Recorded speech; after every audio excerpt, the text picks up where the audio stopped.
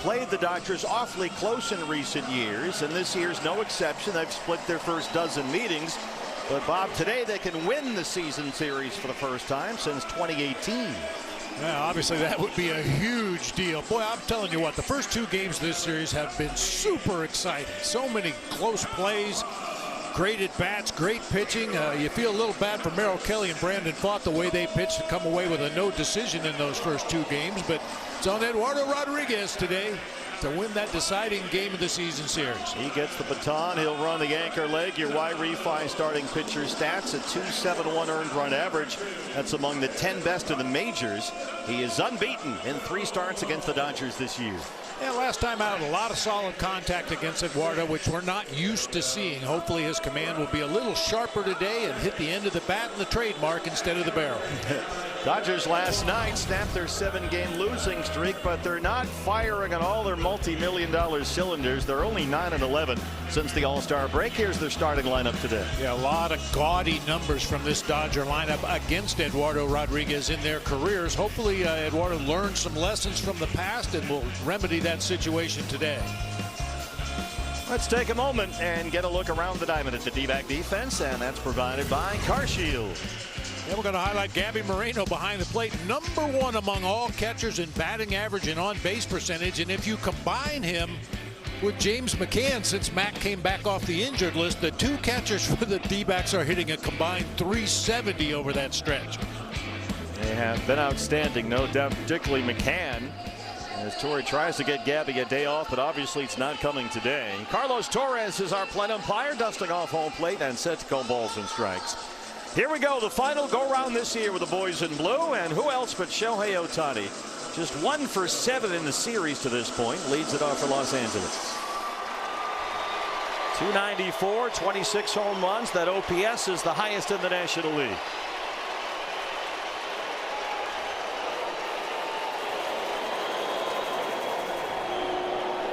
Right away we have a pitch come. Well, better now than once the game starts. Thumbs up.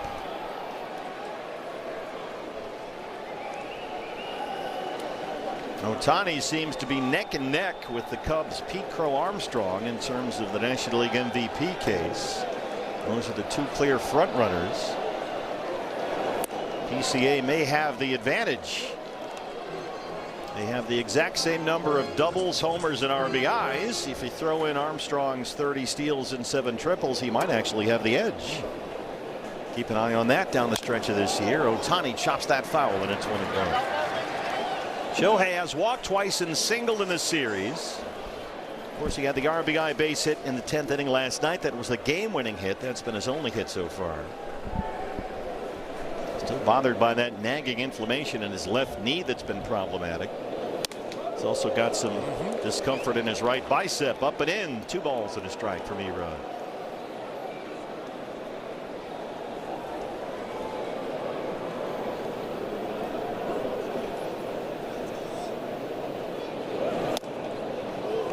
Ronald Rodriguez, when he's had issues this year, it's most often been immediately.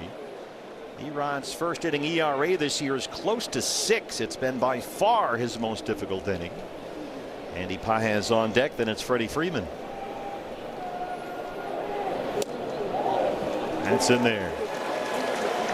Tony Lavello has observed that Erod tends to sort of work into things, so he has reminded Eduardo, be ready when you walk in for the bullpen.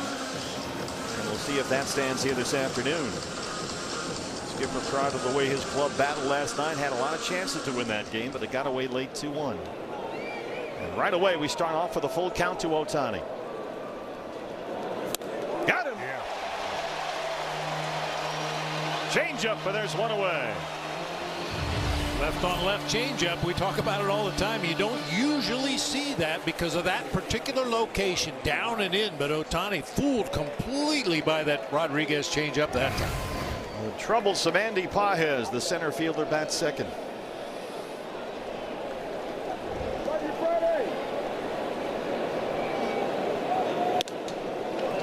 Gabby wanted it up at 91. Pages 270 and 19 home runs. He has 3 hits, a couple of walks, and a stolen base in this series. He homered here on Friday night.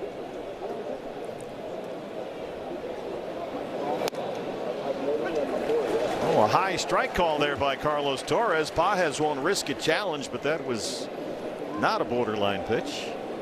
It's a ball and a strike. Actually looked a little higher than the first pitch. Well, it might be that kind of day. Who knows? So, boy, they're going to work him up. We've seen Erod do this from time to time this year. He will be very stubborn with that fastball at the top bar and above. And then mix in changeup and curveball down.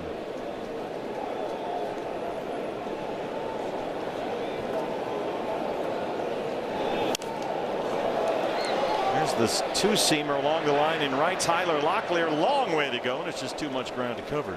And not high enough in the air. Tyler gets the start at first base. Bob, as we get a look at your Jeep keys to the game. Well, win the series. Obviously, that's a very easy one. And the second one applies to what happened last night. Get him on, get him over. You got to do the third part. Well, get him in. Yeah, that was a rough one last night. Lots of chances. Now the 1-2 to Pages. Bounced a changeup up there.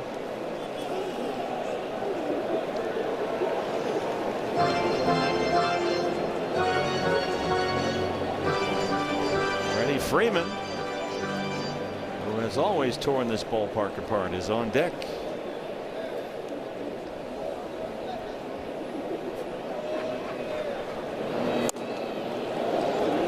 Cutter didn't quite get there. So back-to-back full counts for Eduardo to start it off. Pages takes time.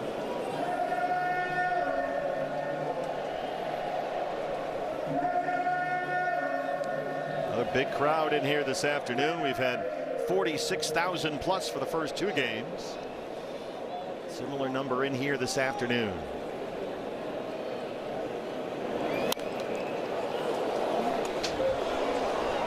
Almost hit radio. Fortunately, was beyond the limited grasp of Chris Gragiola. That's right. I'm killing you right now on television. Right. Wear it. That's right. Oh well. You drop one foul ball, you hear about it for years. For years. Way and a miss. Went to the changeup again, but left it up, and Pages swung through it. 2 strikeouts. Started off for Erod. It could be an early sign of what Erod's feeling out there today.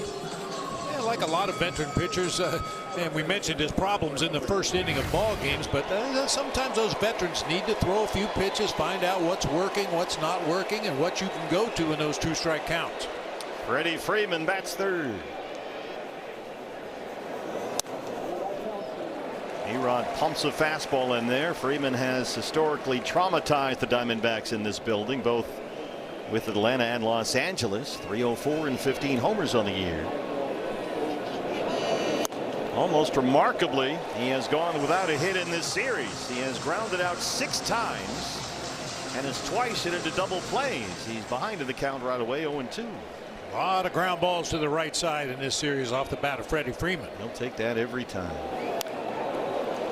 And again, they go to that fastball up. Freeman can more than defend himself against left-hand pitchers. He's .264 against lefties this year, including 4 of his 15 home runs. So this is no big deal for Freddie, as we know.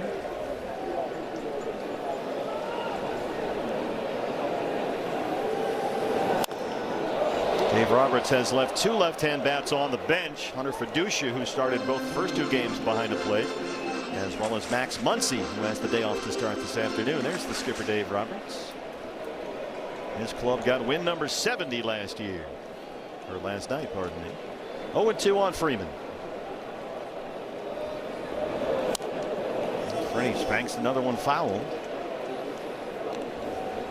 Freeman in 68 career games in this ballpark has 63 runs batted in. He is a lifetime .360 hitter at Chase Field. I would imagine he has similar numbers at some other ballparks, but he really seems to enjoy hitting here. Most guys do. They love the hitting background in this ballpark. 0-2. Spanks it to the third base side. Arenado's got it. And a terrific start for Eduardo Rodriguez. 2 strikeouts and a 1-2-3 first. Diamondbacks coming up against back Geraldo Perdomo, who has triples in both games in this series so far, leads it off against the 26-year-old Dodger left-hander Justin Wrobleski. An all-star this year. He is the best in the National League at limiting walks, but trouble lately with a long ball. Yeah, his last 2 starts, he's been banged around pretty good. Against Seattle and the Cubs, a total of 10 1/3. He's given up 12 runs on 14 hits, including 8 homers in his last 2 starts. And here is Jerry, who will bat for the right-hand side, the switch-hitting shortstop. Fastball at 95 is in there. Perdomo, 3 hits in the series. He has doubled and tripled twice. And as Mark Grace pointed out a moment ago, on his way to an exceptional month of August at the plate. He has hit in 11 of his last 13 games.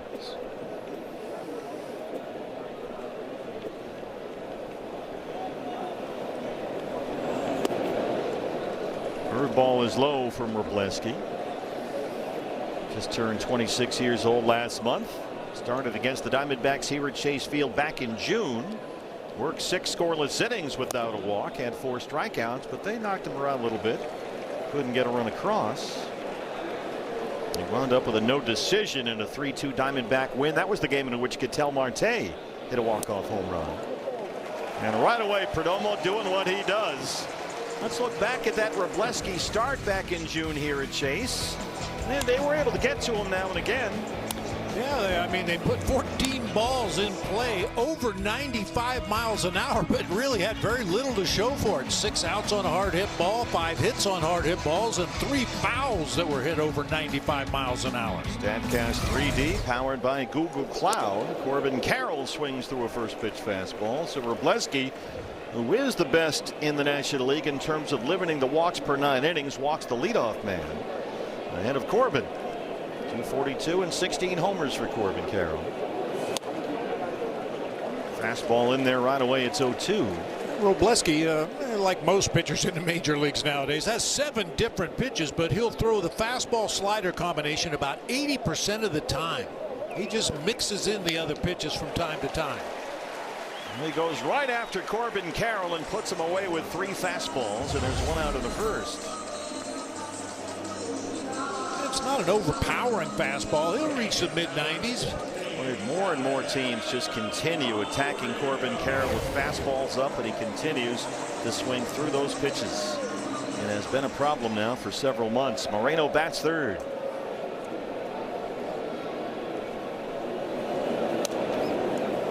Curveball way upstairs. Gabby at 303 with 8 home runs. 3 hits in the series. He doubled Friday, singled twice last night as the DH.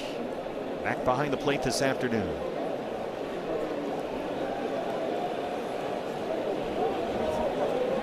Gabby Lane is as open as ever. Freeman holding Perdomo on the base at first, and Edman at second, near the bag up the middle. Right there. I'm working on my telestrator. I got to say, that's some of your best work right there. Straight line and everything.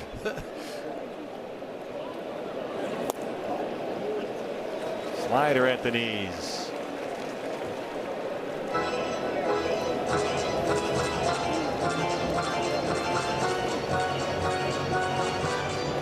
Justin Wroblewski out of Hickory Flat, Georgia. An 11th round pick by the Dodgers out of Oklahoma State back in the 2021 draft.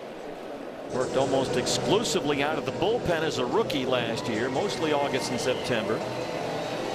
We did see him now and again. He made 4 scoreless World Series appearances, was a big arm in their bullpen last year, worked in game 6 and 7 in the World Series. And a late time granted by Carlos Torres.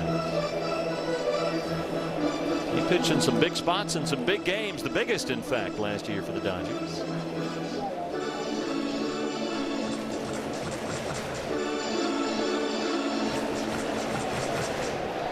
Perdomo at first with 1 out, a 1-2 count on Gabriel Moreno.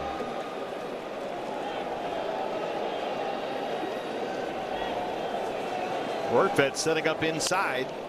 That jammed him, bounced to first for Freeman, low throw, and they can't quite turn it as Mookie's throw is way off course, and Moreno's safe at first. Well, that was a slow developing play that never really did develop. Perdomo decided not to slide into second base. Not sure why. He might have distracted the throw enough going in there standing up. Mookie seemed to have been run off course by this right here. Yeah. Kind of an awkward throw back toward home plate. Ketel Marte, the DH, bats for the right-hand side.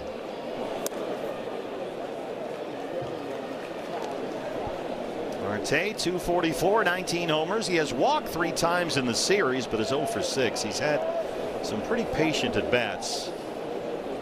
And Ketel usually a little less patient for the right-hand side, his natural side. Way outside with a slider. Robleski almost stumbled. It's a ball and a strike. As a right-handed batter, Ketel is extremely aggressive. 5th fewest pitches per plate appearance from the right side of the plate. Yeah, that's his power side. He is up there hacking when he bats right-handed. Slams it to left. Marte, goodbye.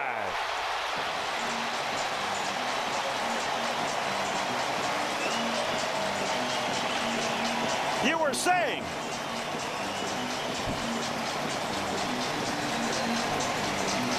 Marte in his last 70 plate appearances as a right-hand batter has hit 9 home runs. That's number 20 on the year, and it's 2-0 Diamondbacks. A jumbo jack.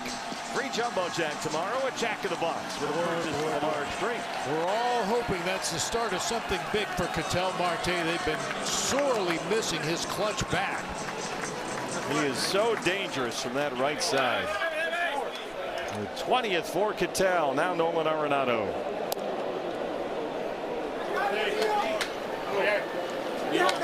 Marte's had a tough start to August. Only 2 for 24 to begin the month, but hopefully that gets him going. It's 2 balls and no strikes on Nolan.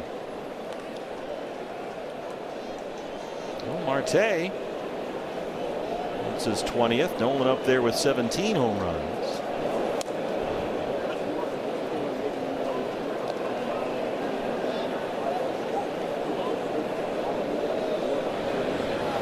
Ketel just got career RBI 600 and 601 as a Diamondback. He's now up over 650 RBIs for his career. So a milestone home run right there for Ketel Marte. It's 2-2 on Arenado.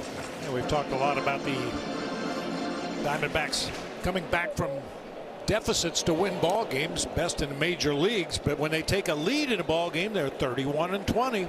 Just mentioned a moment ago Robleski's recent troubles with a long ball. He had allowed 4 home runs in each of his last 2 starts.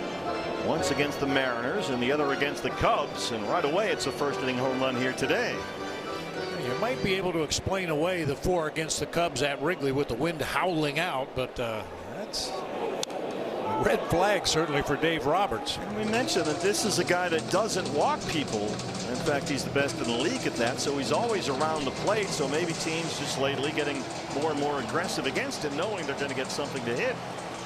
He's now given up 9 home runs in his last 11 innings pitched. He is not a guy that nibbles. He is coming right at you. Long set here, now to 3-2. And that's his second walk in the inning. Let's get one more look at Ketel. This is a rough start for Robleski as Martel turns and burns to the right side. Fastball inner third of the plate, down just a little bit, right where Ketel likes it. Number 20 for Marte. The inning continues. And as always, Torey Lovullo loves to get Ildemaro Vargas in there against a left-hand pitcher. So Vargas starts at second. Marte is the DH, so that's ball 1. Ildemaro 273 this year, but against left-handers he's nearly 350. He has been feasting this year on left-hand pitching. And got under that cutter, almost fell over. Take a look at the numbers for Vargas right versus left. This is where he really thrives, and Torey always takes advantage of an opportunity to get Vargas in there against lefties. And the numbers tell you why.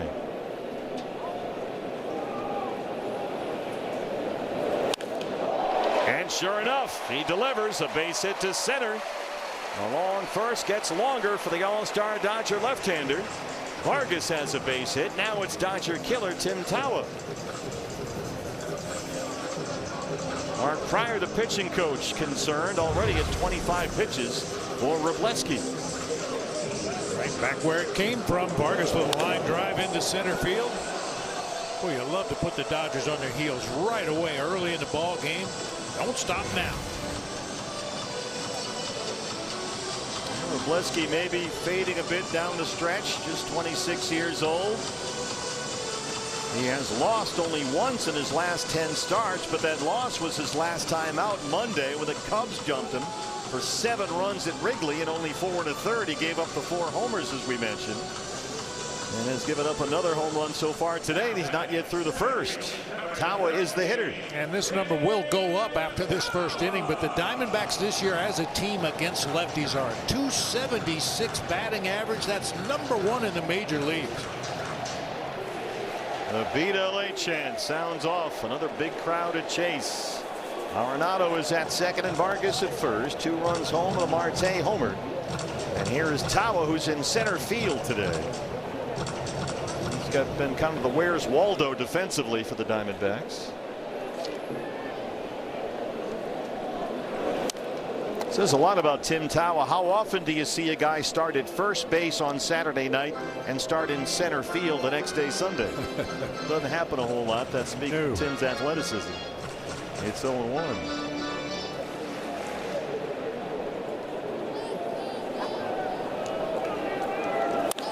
Tawa hard to short. Betts has got it. And they get the force on Vargas. A terrific start for the Diamondbacks, led by Ketel Marte, who lines one into the bullpen and left, his 20th of the year.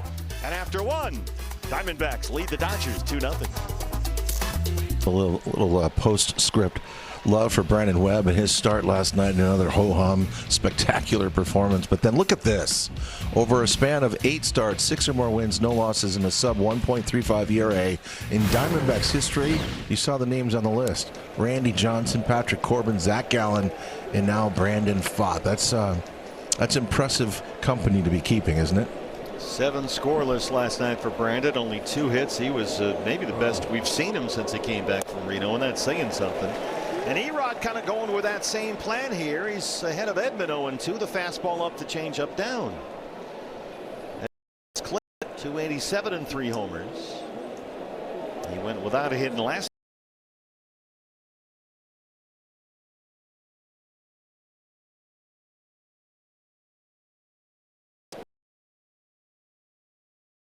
Cooking. He's punched out 3 of the first 4. Mentioned it back in that first inning. You kind of fool around in that first inning and find out what's working, and looks like he's feeling that changeup today. Beauty right there. Just lean on that fastball change combo, then you might see some curveballs second or third time through.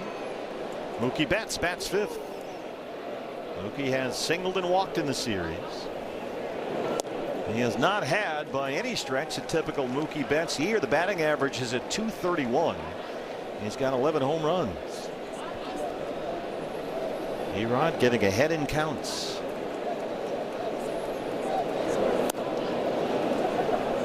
Missed with a sinker low. Dave Roberts, right after the All-Star break, dropped Betts to 5th in the Dodger lineup. He homered twice on his first day in the 5 spot, but he's not done much since. It's not made a whole lot of difference for either him or the Dodgers. He hits this one pretty deep to right field. Corbin Carroll to the warning track, backpedaling, and he's got it. 5 up, 5 down for Erod. Well, the 50-50 jackpot, supported by Abnet Cares, which was the 3rd highest ever last night, over $400,000, is already over $34,000 today, and it's only the 2nd inning. Here we go again. Here we go again. One lucky winner will win a whole big bundle of cash, and the other half will benefit the Arizona Diamondbacks Foundation. You don't have to be here to play. Fans anywhere in the state of Arizona can log on from home and get your tickets at dbacks.com/5050.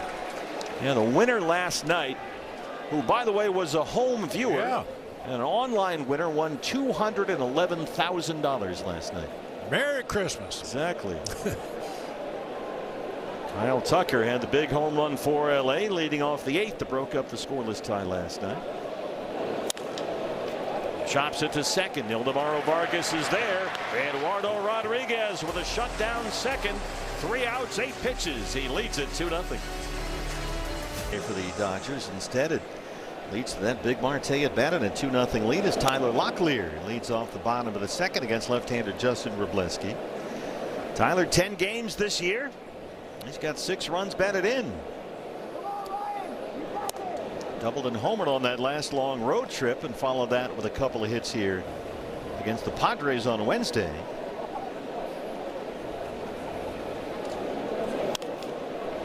Fights that one off, and it's on the line. A fair ball. Locklear thinking too. He's going to head for second. Kyle Tucker's got it, and Locklear's got the double. He hit it right on the line. A squib shot that stayed fair. Kind of jammed himself that time. That fastball was up and in, and he just muscled it down that right field line. Fortunately, he stays fair. Right on the chalk, or the paint in this case. D-backs double gets you $15 off your next Uber Eats order of $30 or more. Just use code D-backs 2026.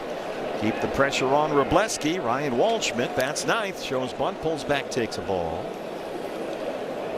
Waldy, 285, couple of home runs. Of course, the walk-off here Friday has been his only hit in the series. Kike Hernandez hit on the grass at third, and Waldy shows bunt again. It's 2-0. Of course, Waldy last night had a chance for a second straight walk-off hit, and it wound up hitting into that inning game-ending double play in the 10th. So many chances to win that game last night.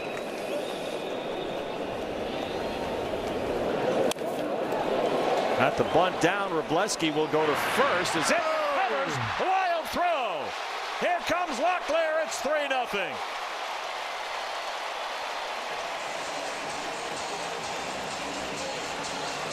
Freeman crashed in. Edman ran over from second to cover the bag, and Wrobleski threw it up the line. I'm telling you, the bunt defense all around Major League Baseball this year is as bad as I have ever seen it. Pitchers throwing balls away, guys picking it up and dropping it. That's an easy out. Trying to give the Dodgers an out, and they won't take it. So the run comes home. Waldschmidt replaces Locklear at second. It's 3-0 Diamondbacks, and here is the leadoff hitter, Geraldo Perdomo. The walk to start the game.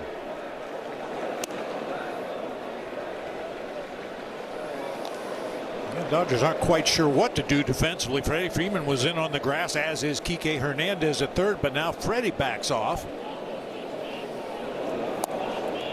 Jerry had that walk his first time up. Now he's ahead 2 balls and no strikes.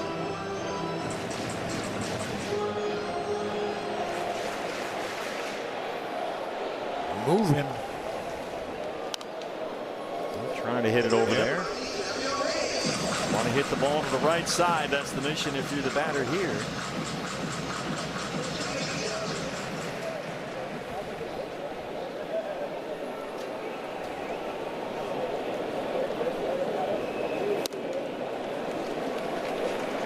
The 2 things Wrobleski has not done a lot of this year is walk guys and give up home runs. So far he's walked 2 and given up 1 homer. And home runs, as we mentioned earlier, have been a recent problem. It's 3-1. He hits it to short. Betts will have to concede the base to Waldy, who gets into third, and Perdomo's retired for the first out of the inning.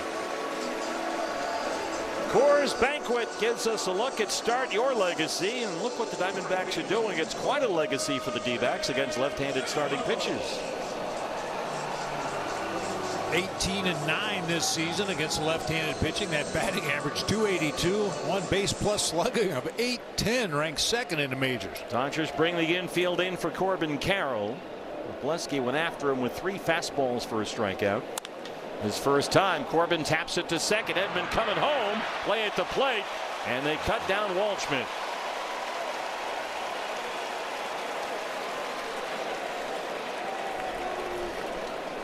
That's a pretty nice play by Tommy Edman, going to his left and then spinning and making an accurate throw to home plate to get Waldy.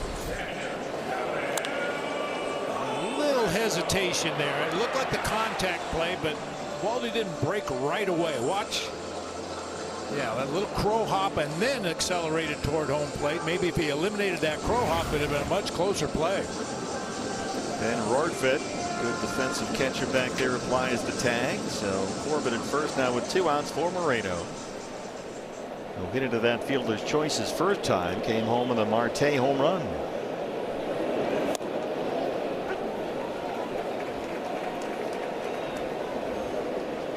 Gabby in his last 32 games dating back to the end of June is hitting .344. He's got 3 hits in the series. Wrobleski a little lean there, delivered the pitch almost as he was watching Corbin Carroll over at first base.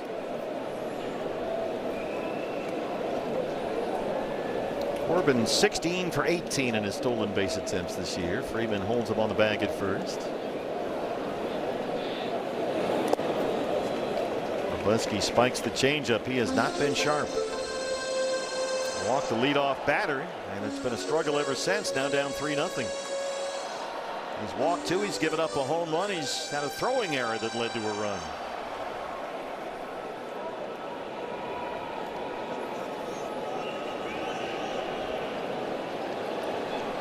Gabby Lane wide open. He goes to center. It's down, and here goes Corbin. Go! Corbin, go! J.R. House will wave him home. Bets the relay. His high, and he scores. And Moreno's at third. It's 4-0.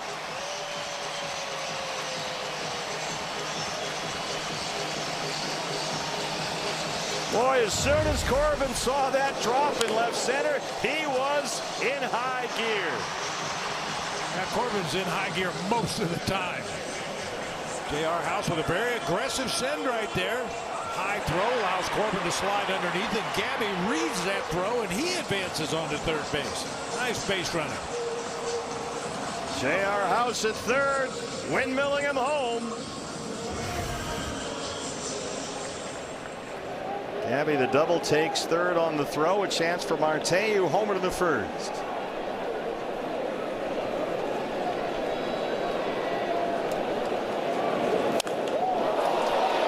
Jumped on that one. Boy, he's going to come out of his shoes hitting right-handed against this guy. Remember, he had the walk-off homer to beat the Dodgers earlier this year. That was against the lefty Tanner Scott. Now when they're against the left-handed starter, Justin Wrobleski.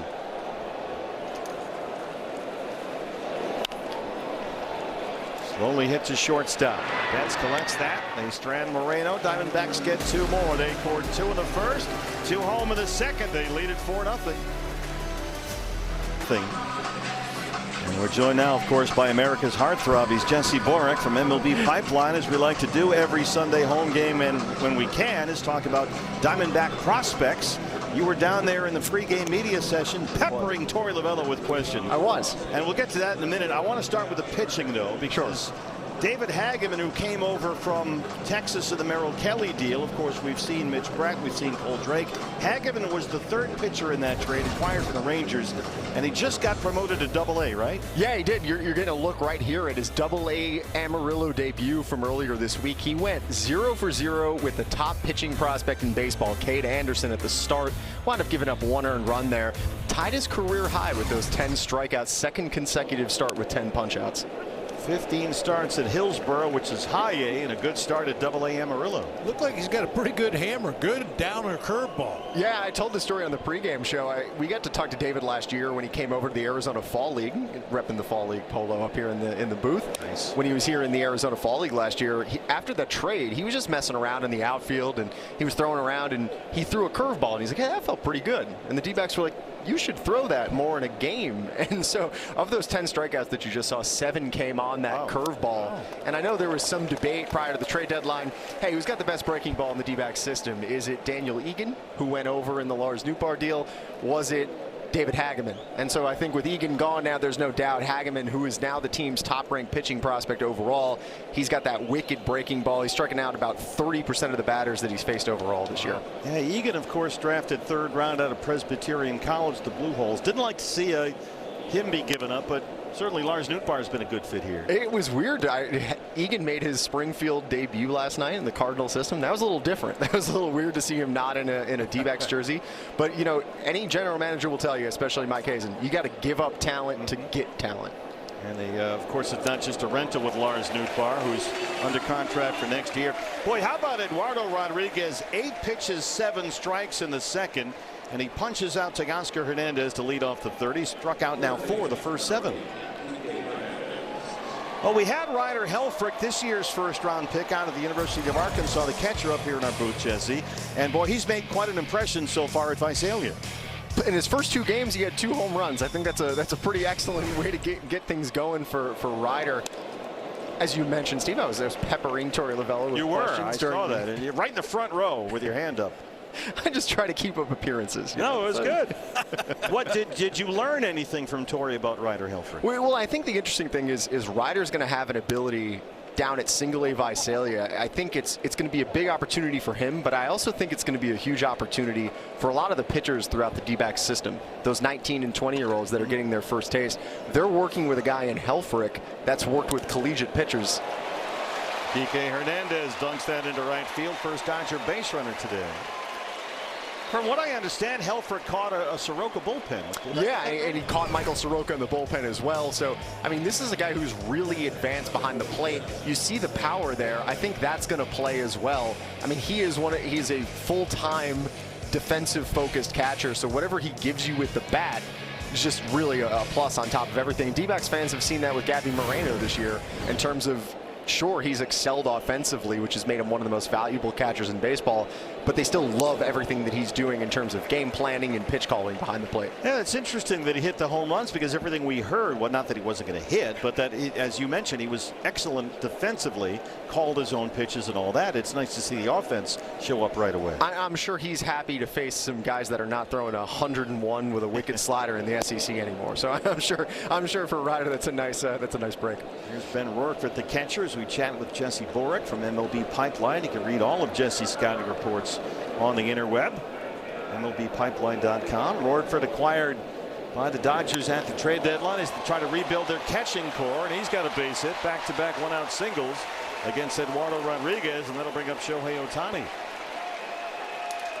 We mentioned pitchers, Jesse. We talked David Hageman. There's a new name on the list that you put on our radar. It's Dean Livingston, a 4th rounder last year out of high school at Georgia. Getting a look at Dean Livingston here, the Diamondbacks minor league pitcher of the month in July, posted that 1.83 ERA over 4 starts. Watched his entire outing last night against Fresno. He was primarily just fastball slider, but he's just coming after guys with that fastball. He's a kid who was really interesting as a prep prospect. He's 6'4" down in Georgia, but he didn't make his team starting rotation until his senior year. So not a lot of mileage on the arm. The D-backs didn't really ramp him up full-time until May, and now you're seeing some nice success right out of the gate here with Visalia. Well, Erod works that changeup up and in. A big spot for Eduardo here with Ohtani up there. 2 on and 1 out. It always feels weird to be talking about prospects when Ohtani comes up. Just like for anyone who's never been in the ballpark when Shohei Ohtani comes to the plate, there's just like a vibe change. There's a murmur going on between every pitch. You may murmur all you like. It's 0-2. He struck out to lead off the game. It's a show for sure. Yep. On that point of Livingston, I think talking about him and Hageman, what's so exciting is to see the way the Diamondbacks have kind of developed these 2 guys into what they're eventually hoping is going to be a starting pitcher that joins the Eduardo Rodriguez's, the Merrill Kelly, Zach Gallens as members of the rotation on a full-time basis. 2 on and 1 out. Just missed the corner down there with that sinker. Didn't quite come back the way he'd hoped. Ohtani won't bite. It's 1-2. Almost. Gabby tried to frame it. 1 ball and 2 strikes on Shohei Ohtani. Kike at second. Horford at first. That one. Come on, Carlos Torres. There it is. Torres is going to charge the Dodgers with a challenge here that looked to be a pretty good call. T-Mobile gives us a look, and it is a strike. So not only does Ohtani strike out, he cost the Dodgers a challenge, and there's 2 outs in the 3rd. 5 strikeouts now through 10 batters for Erod. I think the fact that they've been pounding Ohtani in throughout this series bought that strike for Eduardo Rodriguez right there. You always say that's where you would pitch him, right? It's worked out so far. Now you got to be careful, of course, with Pages. He struck out his first time. He homered here Friday.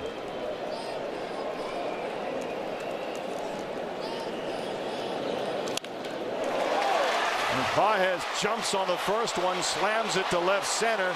Hernandez will score. They stop Gorkfit at third. It's an RBI double for Pages, and he gets the Dodgers on the board. Andy Pages, Jesse, they've had no answers for Pages all year long. Yeah, this was a guy that the Dodgers developed through their system. He was a top 100 overall prospect, just a monster who hit at every level. In a lot of ways, I think offensively, when he was a prospect, he was reminiscent statistically of a lot of things that Ryan Waldschmidt did throughout the D-backs system, where he hit the ball hard everywhere he went. You know, D-backs fans that have seen Pages, he kind of was a slow starter at the big league level. He wasn't this all-star caliber player. He's developed into that, and I think you look at Freeman lines it. Erod knocks it down, picks it up, and throws him out.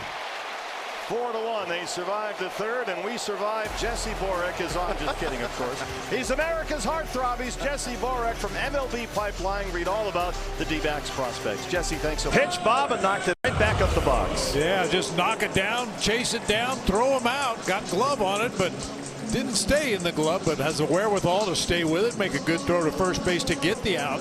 One thing to notice, the Dodgers are starting to really attack first pitches again. We saw a lot of that in the first two games of the series, and with Erod throwing as many strikes as he is, the Dodgers look like they're going to attack early. Pages was a first pitch RBI double. Freeman was the first pitch out.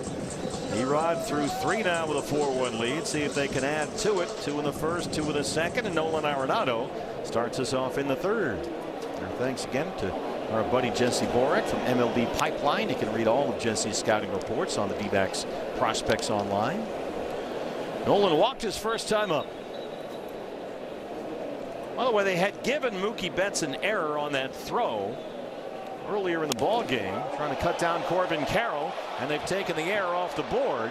In the corner is Hernandez, who makes a nice running grab, and that's the first out. So take away the Betts error in the second inning, and Arenado is the first out in the third.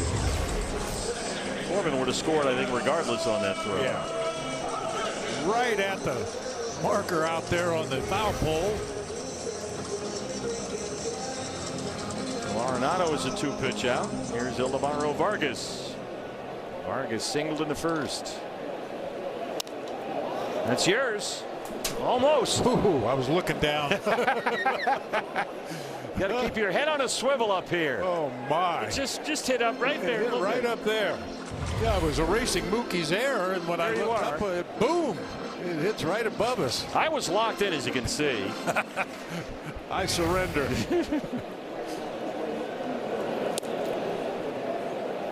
1-1 on Ildemaro, who gets the start at second base. Marte, the DH. They love to get Vargas's bat in there against left-handers, and he's 1 for 1 so far.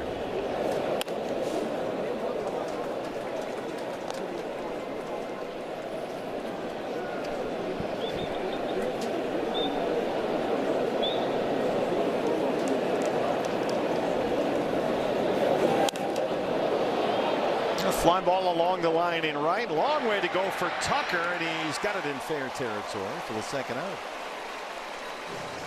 Hey fans, if the D-backs hit a double like they have already, you get $15 off your next Uber Eats order of $30 or more. 4 runs on 4 hits so far. Tim Tawa 0 for 1. Tawa starts in center today.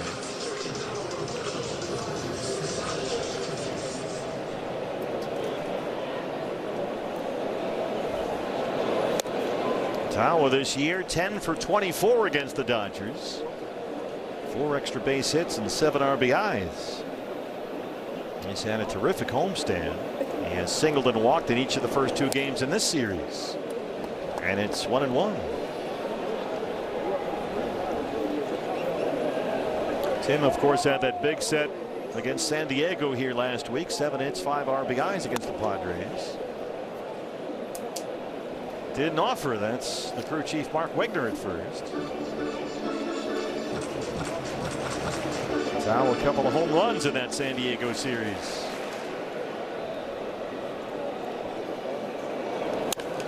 And he's got a base hit. Tim Tawa at it again. He loves to torture the Dodgers. He's thinking extra bases. He'll settle for the 2-out single. Boy, they just have no answers for Tim Tawa. And you know I love that partner. Show bunt on the first pitch and then rip one into left center field. The Dodgers defense is a little confused at times when they see a guy show bunt. They bring their corners way in, and that opens up some holes in that infield. 2-out base runner for Tyler Locklear. Tyler doubled and scored in the second. He started first base today. And he fouls off a curveball.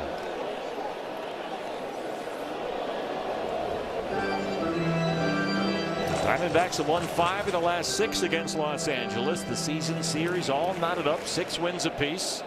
The deciding game here this afternoon, and the Diamondbacks have a 4-1 lead. 96 is in there, and it's 0-2. D-backs have won 17 of their last 26 overall. They began the day tied with the Phillies for the second National League wild card. That one is up high. Phillies right now are tied up at home against the Blue Jays at 6-6. They're in the 12th. Both teams have scored in extra innings. It's fouled away.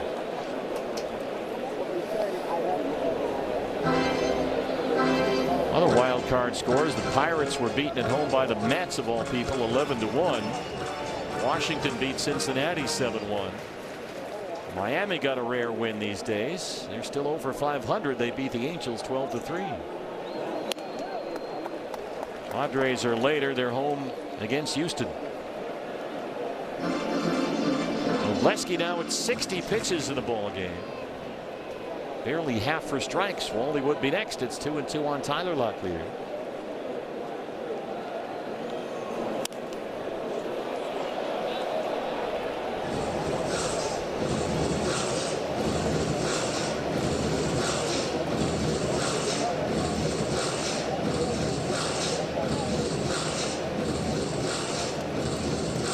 Del Marte, a first inning home run, part of a 4-1 Diamondback lead.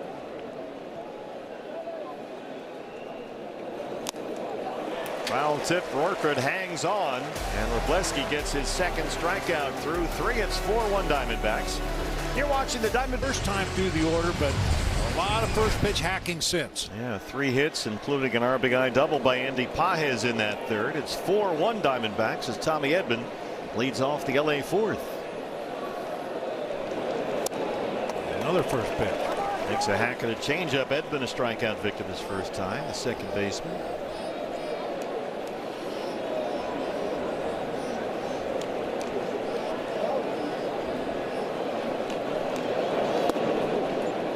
Erod 2 starts ago turned in that sensational performance with a season high 105 pitches, 8 scoreless innings at Pittsburgh on that last road trip when he saved an exhausted bullpen in the middle of a grueling road trip.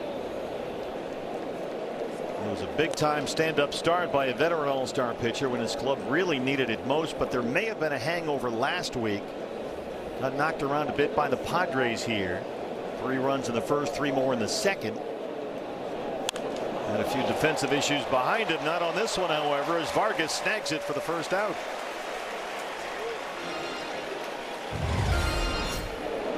Seems odd to see Tommy Edman hitting in the cleanup spot of the Dodgers lineup with all the superstar high-paid players that they have in this lineup, but Edman is a pest. He gets a bat on the ball.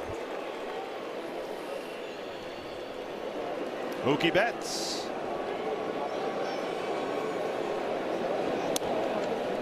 Erod in that start last week here against San Diego gave up 11 hits. Managed to get into the 6th inning, but those 11 hits the most he's given up in a start this year. So far just 1 run, 3 hits for Los Angeles. His last outing against the Dodgers came in LA. That was a month ago. He was outstanding. Gave up just 2 runs in 6. Walked 1, had 5 strikeouts.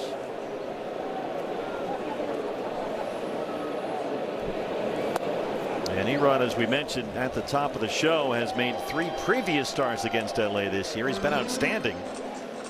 Just 3 earned runs in 17 innings. It's 3-0 on bets with Kyle Tucker on deck.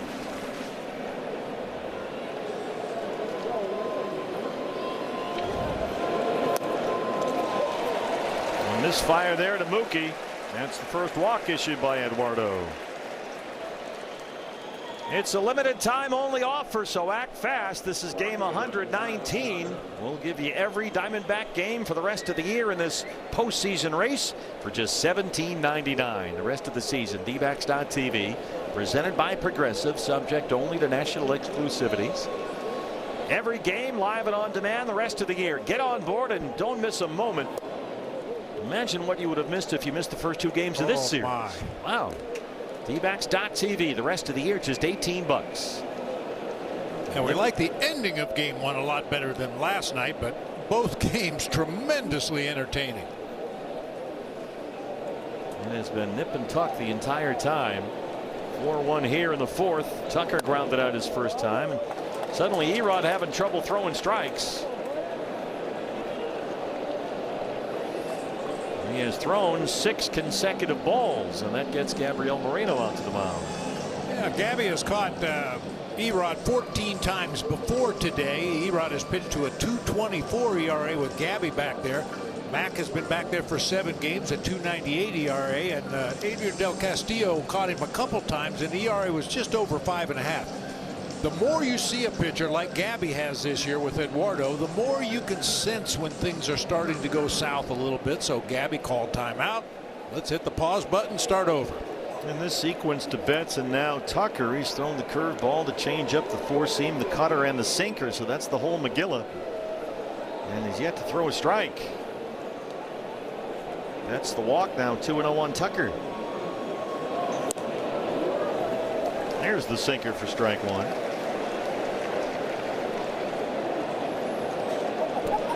First time through was a lot of fastball changeup from Erod. More sinkers, more cutters now. Second time through this lineup. I have not seen a whole lot of curveballs.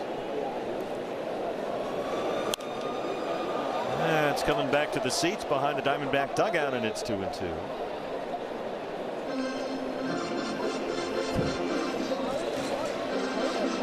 A lot more offense so far today than we've seen in the first 2 games of this series. Game 1 on Friday, only 1 run scored through 4. Of course, last night scoreless through 7. So far today, 5 runs in 3 1/3. Fortunately, most of that offense coming from the Diamondbacks. 2-2 on Kyle Tucker.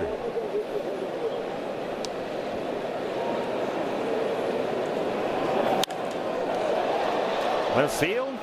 Ryan Walchman out there today. Tucker 0 for 2. Brings up Teoscar Hernandez, a strikeout victim in the 3rd. Yeah, I mentioned some of these Dodgers have pretty gaudy numbers against Erod in their careers, and Teoscar Hernandez is one of them. A .323 hitter against Erod with 3 bombs. He singled in the 8th inning last night. That's been Hernandez's only hit in the series. He's got tremendous power, always a threat to take it deep. He last year became the first Dodger ever to win the home run derby, in fact. National League All-Star hit a career high 33 homers, and that got him a 3-year $66 million contract.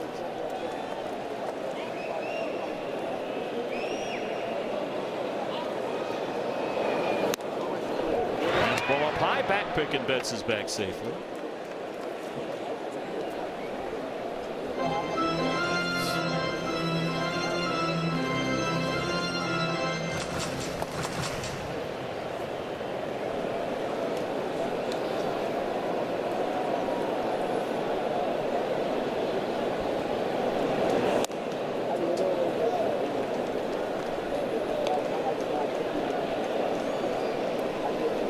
Numbers that Hernandez put up 2 years ago came down a little bit last year. 25 homers, drove in nearly 90 runs. Numbers have been a lot lower than that this year. 2-2. It seems like if you hit at the bottom of the Dodger order, you're going to get a lot of RBI opportunities. I would think. Some pretty impressive names hitting ahead of you. Kike Hernandez would be next. He's at 3rd base today against the left-hander.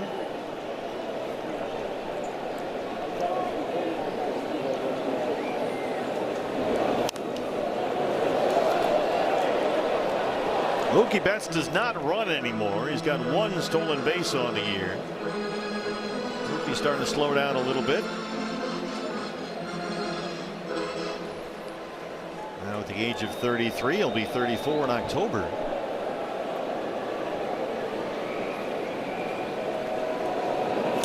Swing and a miss. There's the Erod changeup. He gets Hernandez for the second time. He has struck out 6 through 4 and leads it 4-1. In 12 innings, so they move a half game ahead of the D-backs for that second spot. As Ryan Waldschmidt leads off the bottom of the fourth against Justin Wrobleski.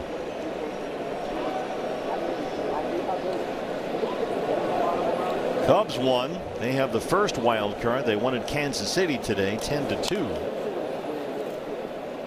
Padres right behind the Diamondbacks. Will play tonight. That's the late game. They'll host the Houston Astros. You see the Marlins still in the middle of this. They beat the Angels today 12-3. And the Cardinals won at home against the Rockies 7-4. Colorado comes in here tomorrow night when we expect to see Michael Soroka come off the injured list and make that start tomorrow. First of 3 against the Rockies. Then we're off to Atlanta and Boston. Here's Michael Soroka, who had an impressive minor league rehab start with the Reno Aces. He's thrown some bullpens and should be good to go for about 5 innings or so. Mitch Bratt will start Tuesday night, and then Merrill Kelly on the mound in that finale against the Rockies Wednesday afternoon. Good take by Waldy. It's full 3-2.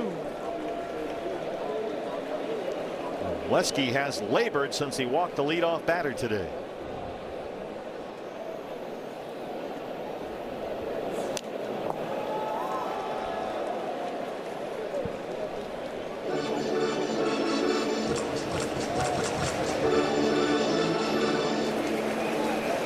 Waldy set to turn the lineup card over. He's got Perdomo and Carroll behind him. Diamondbacks with 2 in the first, 2 more in the second. They lead it 4-1. They've out-hit the Dodgers 5-3.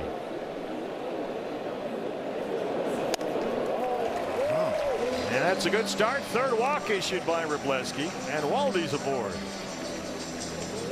Hey fans, when a D-back hits a home run, you score a free jumbo jack from Jack in the Box with the purchase of a large drink. Ketel Marte had that line drive homer into the Diamondback bullpen in the first, his 20th of the year. And he went over 600 career RBIs as a Diamondback with that first inning home run. Here's Perdomo. Mark Grace talked about this on the pregame show with Todd, the idea that, you know, Jerry might be getting ready to explode here. He's hit an 11 of 13. He has walked and grounded out so far today. And you might recall, he did most of his damage after the All-Star break last year. Broken back chopper to third. Wild throw, and Jerry's safe. Kike Hernandez at third. Sounded like Perdomo broke his bat. The throw pulled Freeman off the bag. Dodgers have had a sloppy game so far defensively. Yeah, good on Geraldo for busting it out of that batter's box. I mean, a lot of guys would assume that's a routine out, easy ground ball to third, but Jerry busting it down that line. Waldy gets into second. No challenge from the Dodger dugout on the sweep try by Freeman. And the first 2 are aboard for Corbin Carroll. Corbin 0 for 2.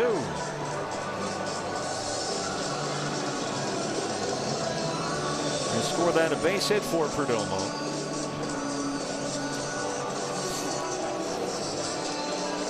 Wrobleski went after Corbin with fastballs and struck him out the first time up. He reached on a fielder's choice in the second.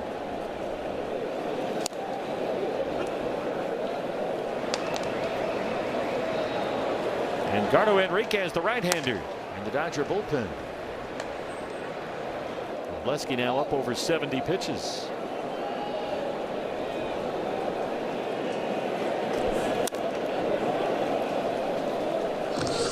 Corbin, when he hit that triple, that big moment in the 9th inning last night, kind of poked it all the way down the left field line.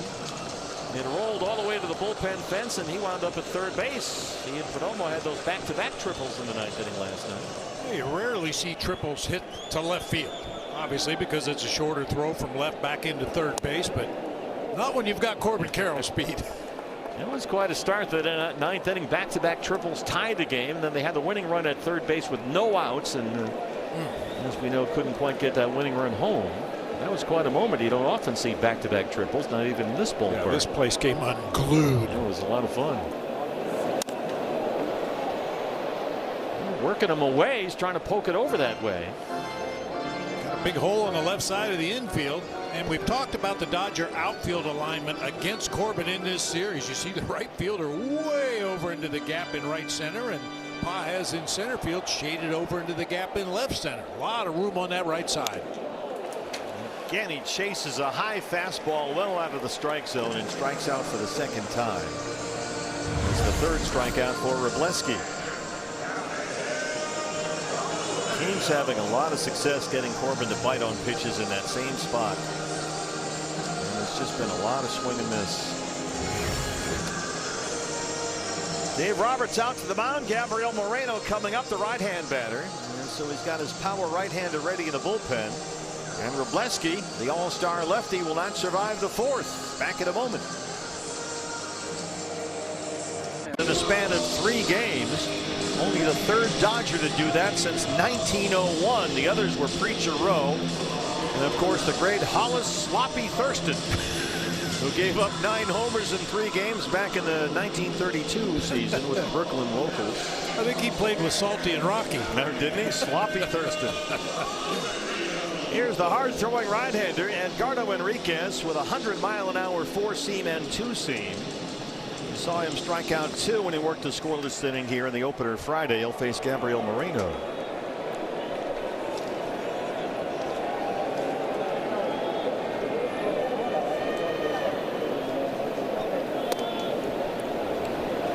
Gabby has an RBI double. He has scored a run. He's got Ryan Walshman at second base, Geraldo Perdomo at first, and just 1 out.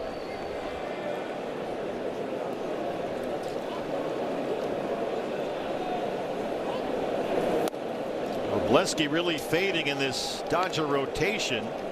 He had an all-star season, was outstanding in the first half, but was coming off a difficult loss in his last start, and today goes only 3 1/3, the shortest start of his career. Of course, the Dodgers have solidified their rotation with the acquisition of Tarek Skubal from the Tigers. They're also close to getting Blake Snell back from injury. So as usual, they have a multi-million-dollar replacement standing by. Yeah. It's 2-1 on Moreno.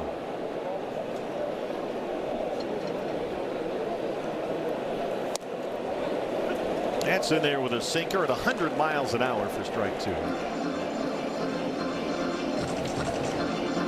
Enriquez worked the 7th inning here on Friday night. Had a couple of strikeouts. Got Arenado and Walshman. And Moreno takes time. Be stunned if Gabby didn't get a full off day at some point in that Colorado series. Maybe the Wednesday getaway day game with the Thursday off day in Atlanta. Tortorella has been itching to get him the full day off. No DH, no catching, but he just can't take that bat out of the lineup right now.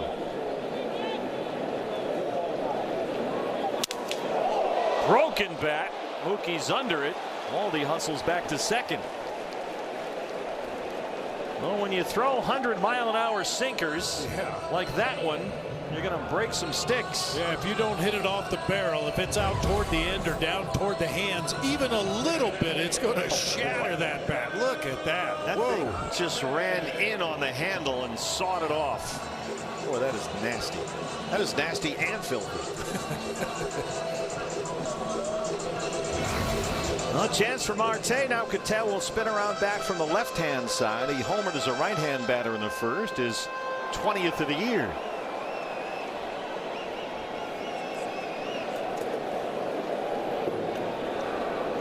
That snapped a 7 for 50 stretch for Cattell. Who grounded out his last time up. There's a cutter right down the middle for strike 1. 4-1 Diamondbacks in the 4th. And threatening more. 2 on and 2 out.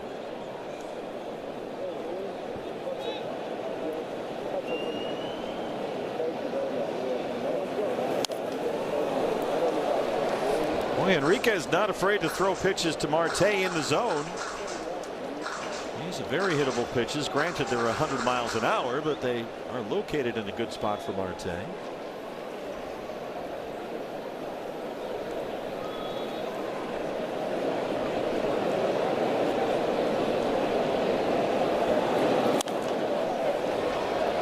I know you and I like to coordinate our shirts. Do we wear black? Do we wear red? Do we wear purple? But I've noticed we did not get the memo about suspenders. No, I went to the store, but they said they were sold out. I don't know what happened with the suspender market here in town. They don't really go with these red shirts, but there's the husband and wife law team back there. And the whole group is suspended in disbelief. Apparently, if you work for the husband and wife law team, you're required to wear suspenders. Future's so bright, I got to wear shades. It's 0-2. You can tell fighting off these pitches. Everything is in the zone at triple digits. But that's what you get with Edgardo Enriquez. Yeah, they must have been a office-wide email about the suspender. Apparently so. It's a good look. We didn't get it. I think it classes up the joint a little bit. Those guys look very formal back there.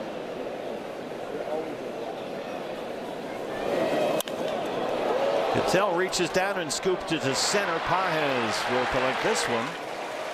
And Enriquez strands two. To the fifth inning we go, leading the Dodgers 4-1. Piecemeal rotation has been outstanding lately. Mitch Bratt dominated the Padres the other day. And then Merrill Kelly here Friday at 5 no-hit innings. Brandon Pfaadt sensational, 7 scoreless last night. And the pitching since the All-Star break has been great, but it's that bottom row, Bob, that troubles you a little bit. 11 no decisions. Yeah, I mean, we know the answer backs tend to score late in ball games, but it sure be nice to get these guys some winning decisions when they pitch so well. Brandon Pfaadt was sensational last night. 7 scoreless, 2 hits. Great to see Mitch Bratt get that first big league win. There he is. He's still smiling. Why not? Kike Hernandez leads off the LA fifth. Kike, another Dodger that's got crazy numbers against Eduardo Rodriguez. He was hitting .533 before his single back in the third inning with a couple of home runs against Rodriguez. He singled and scored the Dodger run in the third, a 1-out single. And Kike's only played 9 games all year long. He's only recently back from a second extended injured list stint. He had left elbow surgery last November, knowing that he was going to miss the first several months of the year.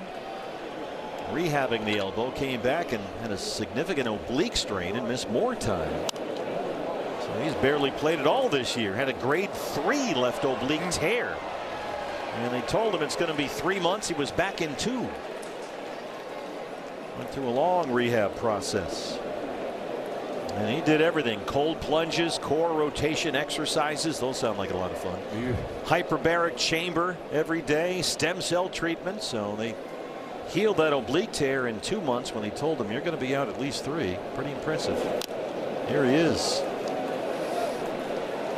I would imagine every player is a little different, but I spent a little bit of time on the injured list with a broken collarbone, and it was the most miserable time of my life. Collarbone's hurt. And watching the games on TV, and at the time I had an incentive clause in my contract. Well, I know. I get where the real pain came in. Oh my. There goes that.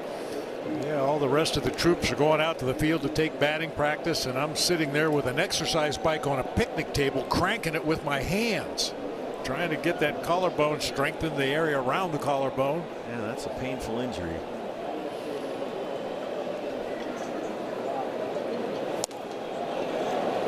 That's missed down and in. Good take there by Kike. That Seeker didn't quite get back and catch the corner. It's 2-2. Erod now had 70 pitches in the ball game. 46 for strikes. He has walked 1. He struck out 6. That's lofted foul ground first base side for Locklear. Will it stay playable? Oh, nope, it's off the Dodger dugout. Well, when guys are injured, Torlavello is always careful to tell them, look, don't disappear on us. Hang around. Like particularly Corbin Burns, who is always here, particularly Sunday home games, rehabbing from that Tommy John, then the other injury, but he always wants guys here. You see that J. Mart was in the dugout yesterday. Christian Mena was in the dugout yesterday. The guys that are injured. He wants them in the clubhouse.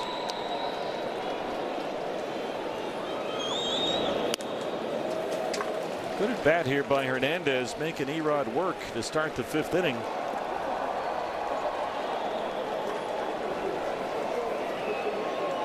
Pitch number 9 on the way.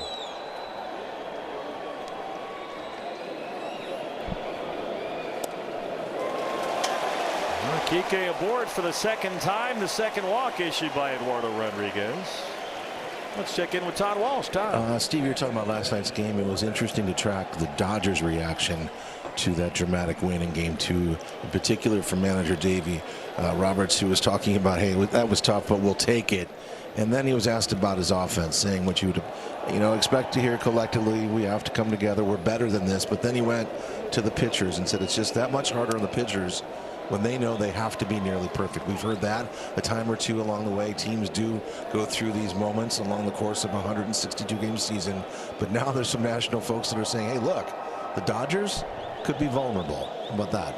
Yeah, we did hear that last year, I'll say, when they lost 7 in a row in July. Rortvedt for 1. Vargas dropped it. Let's see how they want to call this. They're going to wave it off, say he dropped it on the transfer. So that counts as a line out to second, the out by Rortvedt. And that'll bring up Shohei Ohtani. That's an intentional spike right there. You can see he had the fingers up on the glove so he could trap it down against the ground, hopefully turn a double play, but second base umpire Bruce Dreckman right on top of it. Not Bruce Dreckman's first rodeo. Ohtani has struck out twice.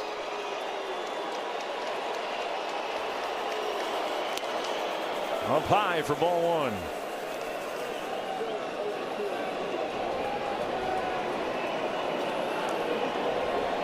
Ohtani has walked twice and singled in the series. The RBI single in the 10th inning last night has been his only hit. Locklear knocks it down. Foot race to the bag, and he dove in there and got the out. Probably thinking double play. He's lucky to get 1.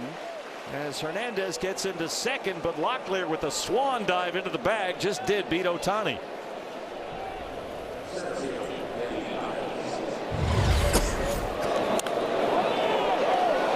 Knocks it down, immediately looked at second base, but realized had no out to get there. And once again, a Diamondbacks pitcher not getting over to cover first base in a timely fashion. Saw maybe Tyler start to throw to second before he had the ball in his glove. But boy, fearless in that dive into the bag to get the out. Hernandez at second, 2 down now for Andy Pages. His RBI double has produced the only Dodger run. And again he swings at the first pitch against Erod. It's 0-1. And double he had in the 3rd came on the first pitch, and so the next time up there they give him a changeup and he fouls it off. Kike down there at second with 2 outs.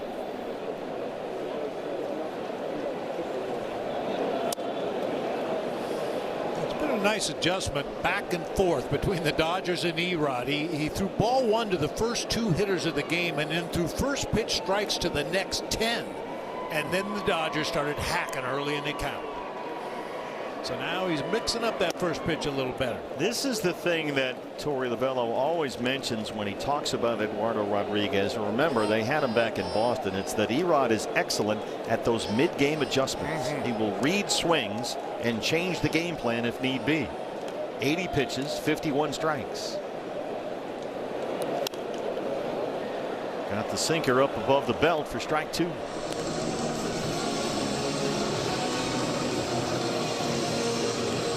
Like to avoid facing Freeman with runners on base if you could. Freeman, by the way, still does not have a hit in the series. He is 0 for 2 today. Pages has been just about their biggest offensive threat. He's got 4 hits. He homered Friday, doubled his last time up today. Pokes that one foul. Back to the change. has had a sensational start to the year. 50 RBIs in his first 56 games. He has come back to earth a bit, hitting about 240 in his last 60 games. And up there in a 2-2 count. Swing and a miss. They stick with a changeup. A big strikeout for Eduardo Rodriguez. He has punched out 7 through 5. Half-off tickets for all 3 games against Colorado. What is going on with Jorge Ferrosi down there? It's a dance party. Just feel like dancing. Evan Phillips, the new pitcher for the Dodgers, facing Nolan Arenado, who pops it up for Rortvedt behind the plate. Ooh, almost trips over the bat. You've got all that stuff you got to navigate in the on-deck circle. He did a nice job there to get the out. Saw Phillips briefly in a ball game last night. He came on to get the final out of the 6th. Hey, you get rid of the mask so you don't trip over that, but then you trip over the rosin bag and pine tar and the weighted bats. That'll get you on the highlight reel for the wrong reasons. The wild and wacky. Here's Evan Phillips, his 13th appearance of the year. Just activated from the injured list last month after Tommy John surgery last year. Ildemaro Vargas spins around, bats for the left-hand side. Vargas 1 for 2, a single in the first. Diamondbacks have out-hit Los Angeles 6-3. They lead it 4-1.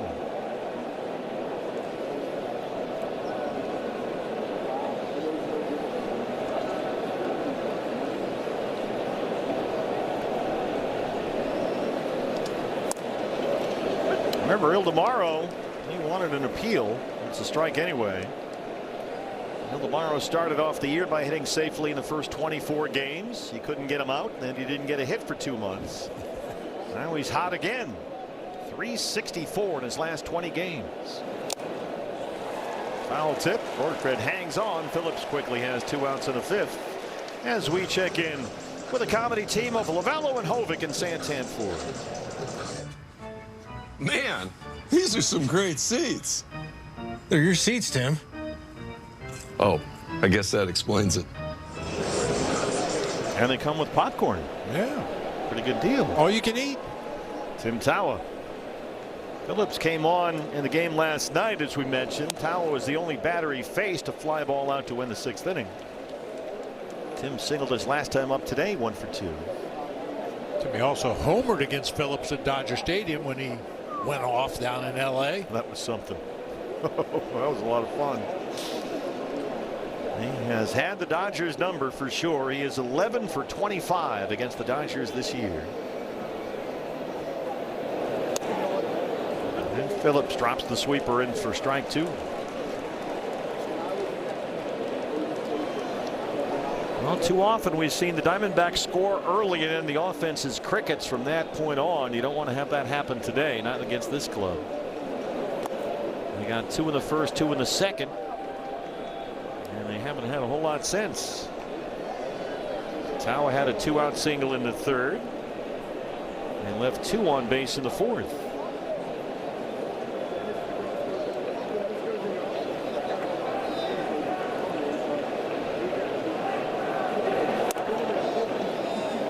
What do you think about suspenders for the Open tomorrow night? Do you have any? When's the last time you wore suspenders? I do think I have a pair of suspenders at home. I'm not sure exactly where they are, but yeah. 2-2. It's a theme night.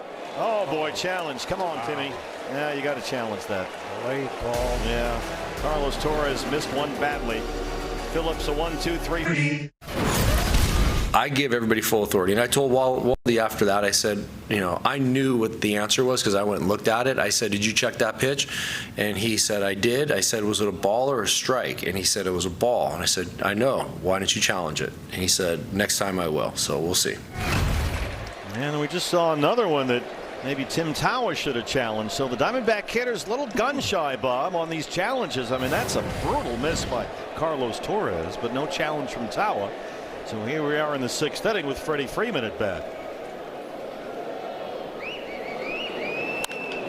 And Freddie has his first hit in the series. He lines a single into right. Getting back to that challenge deal, with the advent of ABS, it's just one more thing that a hitter should think about before he leaves the on-deck circle. Good call. You know, check out where the defenders are playing. What did he throw me last time? What was the sequence of pitches in my last at bat? And how many ABS challenges do we have left?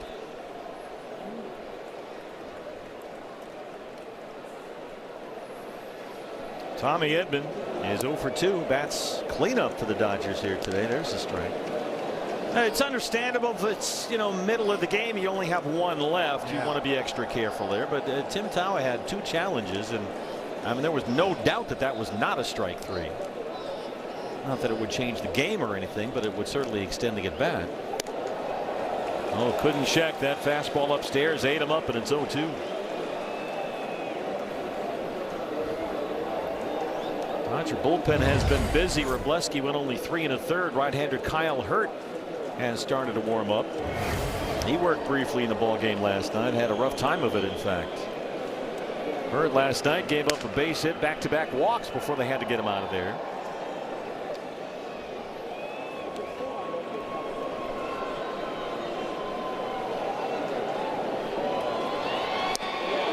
Called strike 3. No doubter. Erod pumped it right in there. That is strikeout number 8.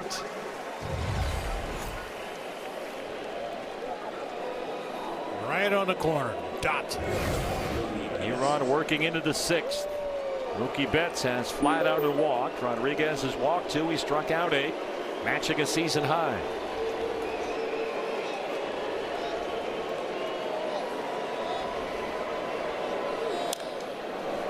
I was a little disappointed in that ball game last night. When Mookie came up in the 5th inning, he hit a fly ball to Lars Nootbaar in left field. And I was hoping the Dodger fans were saying Mookie and the D-backs fans were saying Noot. Would have loved to hear that. Clash of the Titans.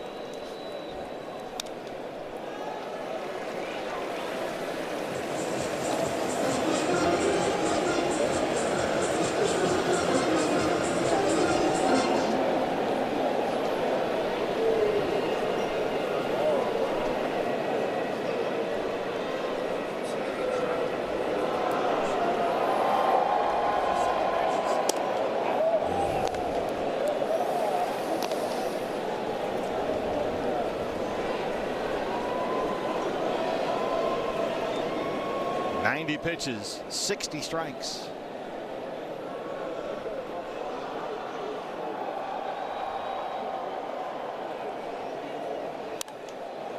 Popped it straight up.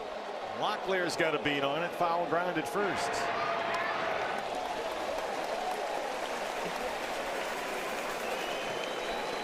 So that now for the dangerous Kyle Tucker, who broke the scoreless tie when he led off the 8th inning with that home run against Jonathan Loizaga. His 11th of the year.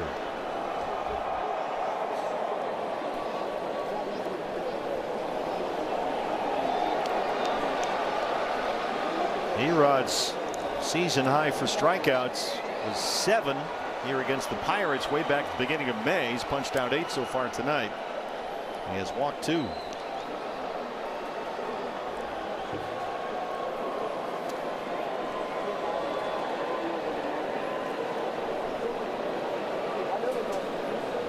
Course correction there for scoring at home. Tucker has grounded out, flied out. Cutter's a strike, gets a ball and a strike. No activity yet in the Diamondback bullpen. This is Erod's ball game.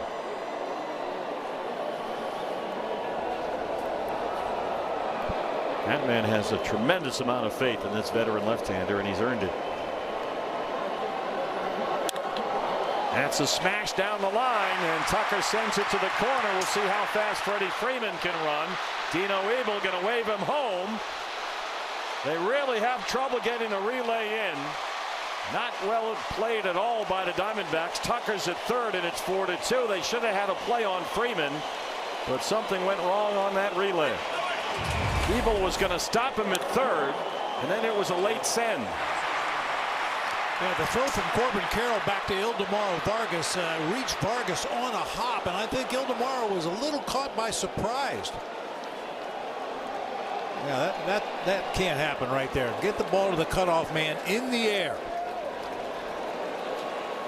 Yeah, that poor execution cost them a run. And now you've got Hernandez up there as the tying run. Freeman was going to stop at third, but Dino Evil saw that relay throw and decided to send him home. Swing and a miss by Hernandez, who has struck out twice. That scored a triple for Tucker. His third this year.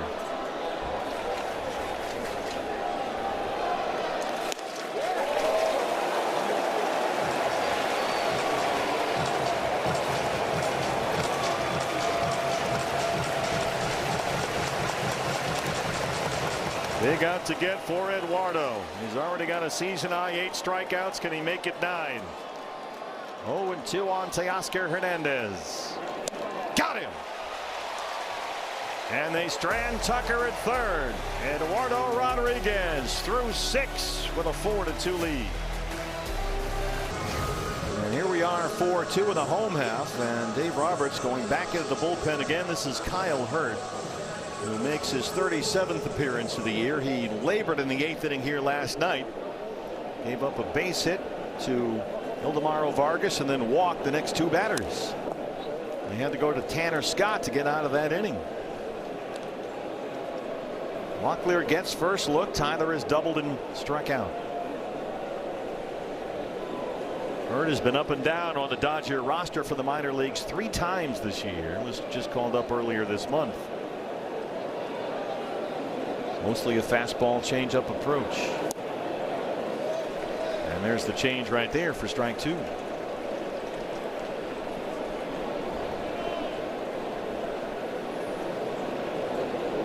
Diamondbacks 2 in the first, 2 in the second. They have managed only 2 hits since, both singles.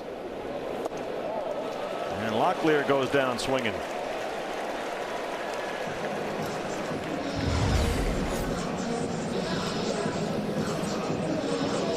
Change up that time from Hurt. Started at the bottom of the zone, dropped into the dirt. Tyler just couldn't hold up. Ryan Waldschmidt.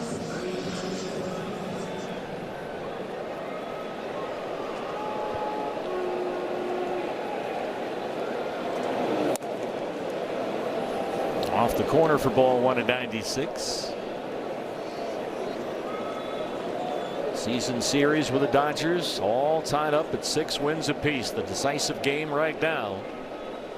Diamondbacks trying to win the season series with the Dodgers for the first time since 2018. They have split the first 12 meetings. Dave Roberts' club has struggled since the All-Star break. Just 9-11. They snapped that 7-game losing streak last night.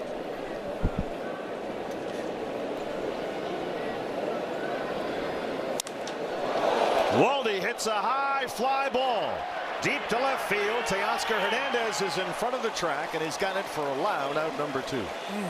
Needed a little tailwind right there. Hit it well, but lost a lot of the energy hitting it high in the air to left field. 8 consecutive Diamondbacks retired since Perdomo singled in the 4th inning. That's been their last hit. He's up there now with the bases empty and 2 down in the 6th.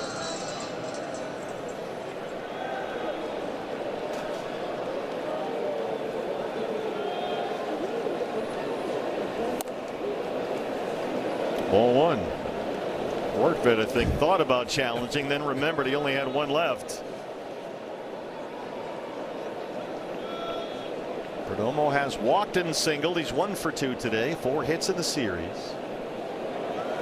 He has doubled and he's tripled twice. There's his strike. It's 1-1.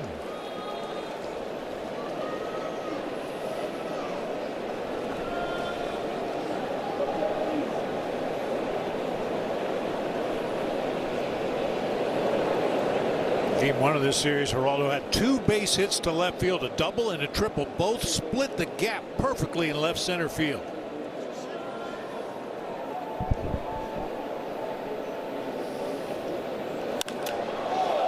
Another high fly ball. And again, it's going to die in front of the warning track. And Hurt works a 1-2-3 6th inning. hanging on to a 4-2 lead. The all-star left-hander Eduardo Rodriguez, who has stood tall so many times for the Diamondbacks this year, standing up straight again today. Our Chaz Roberts, air conditioning and plumbing, cool plays of the game. A season-high 9 strikeouts through 6 innings. Yeah, commanding well, pitching on both sides of the plate, using all of his pitches. We mentioned the adjustment that the Dodgers made after the first time through the order. They started attacking that first pitch, and he started throwing some of his secondary stuff on the first pitch. 97 pitches through 6, 66 strikes. He has walked 2, punched out 9, allowed 2 runs on 5 hits. He has yet to retire Kike Hernandez today, a single and a walk, and Kike leads off the LA 7. Taylor Clark warming up at the bullpen behind Eduardo, who's approaching 100 pitches.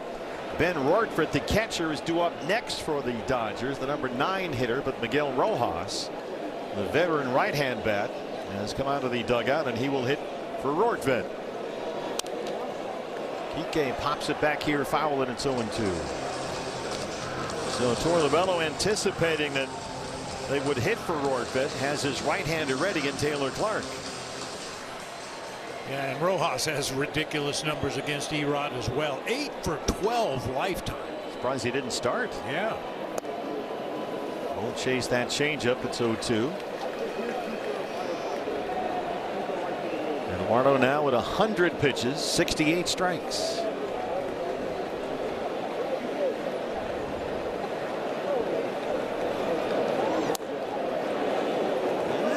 Carlos Torres has called that a strike. Ask Tim Towel about that. He'll tell you.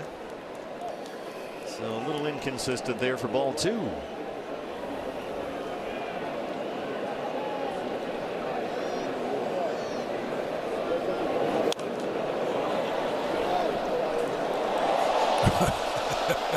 Somebody tried to make a catch on the level above us, and I just saw a glove go tumbling down in the lower bowl. That's a bummer.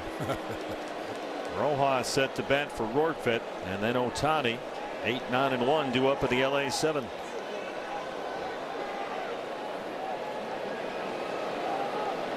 If only we could find a lawyer, maybe we could. Well, never mind. Full count, 3-2. Smell the gloves. I got it. I got it. I don't got it. Oh, boy. Oh, no. That's a shame.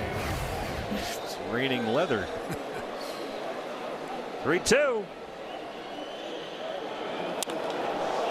Well, Kike has been a tough out for Eduardo so far. He's not got him out yet so far. And he is battling right now.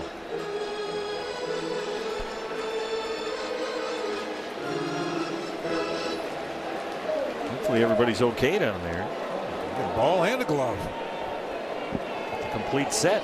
Hopefully no bats flying up in that direction. Yeah, what a pest.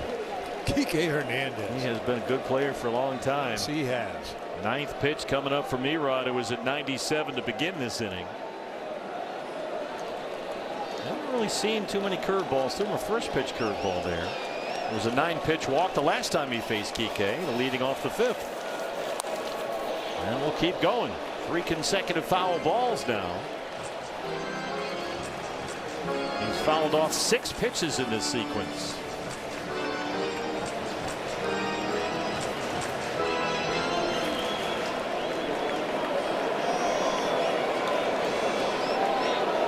If he wants the out, he's going to have to work for it. We'll do it one more time on 3-2.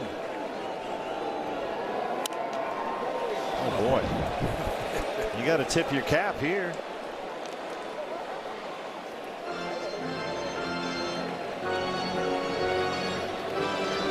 Seven foul balls. Pitch number 11 coming up. He's fouled off 4 in a row. This will stay in the yard. Playable for Corbin and Wright. Here comes Rojas. We'll wait to see if he's announced. Taylor Clark warming up in the bullpen. 108 pitches for Erod. Remember, he threw a season high 105 2 starts ago at Pittsburgh, 102 last time. And a little slowdown in progress to buy some more pitches for Taylor Clark, but he's standing and watching the bullpen right now. And here comes the skipper. Here's a look inside the Sanderson Ford bullpen. Torrey was going, no, he just sat back down. How about that? So he will stick with Eduardo Rodriguez, who's thrown a season high 108 pitches so far. Just had a long battle there with Kike Hernandez. So Rojas is the pinch hitter batting for Rortvedt. This is a little bit off the menu for Torrey Lovullo. It may have something to do with Ohtani in that leadoff spot. Maybe he wants to leave Erod in to face him one more time. He's punched him out twice and had a ground ball to first. But you got to get through Rojas. Rojas 288 and 3 homers. He singled and scored as a pinch hitter in the opener here Friday. Now at the age of 37, what he says will be his final season.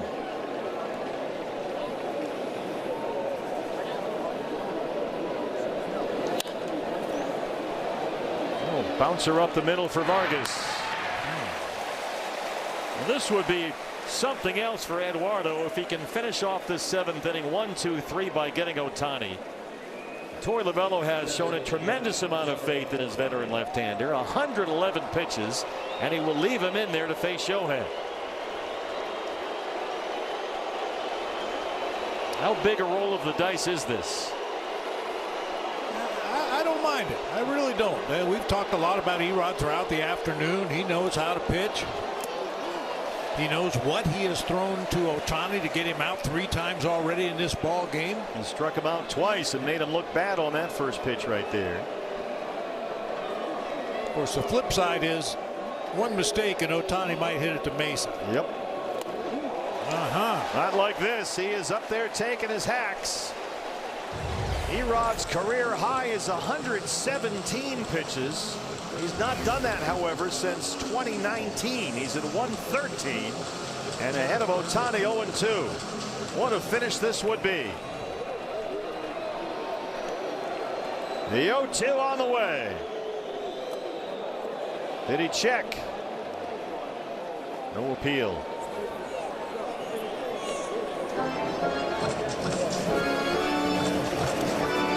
.114 pitches, 78 for strikes.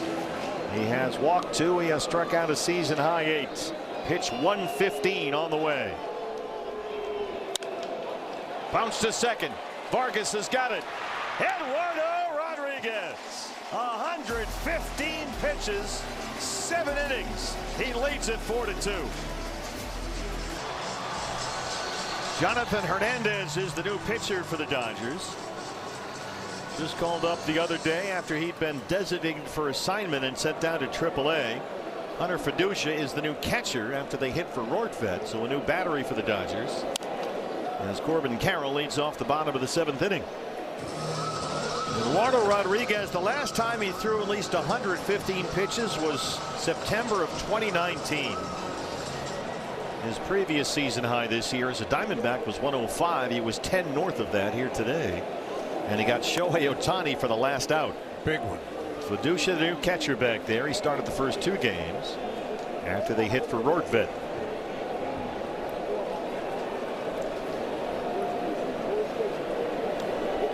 Corbin 0 for 3. He struck out twice and had a relay throw that got away that led to a Dodger run.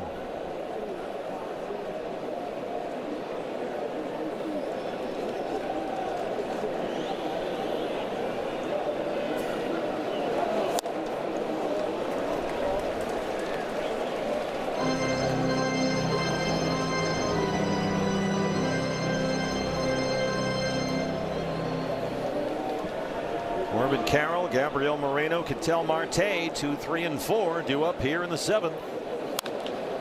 Corbin lost that out to center for Pages. 0 for 4. There's one away. Well, the Diamondbacks, 2 runs in the first, 2 runs in the second. They have only 2 hits since the 2nd inning. The Tawa single in the 3rd, the Perdomo single in the 4th. 4 of their 6 hits and all 4 runs have come in the first 2 innings. They've hit the Dodgers 6-5. Moreno Scored in the first right after a fielder's choice, and an RBI double in the second.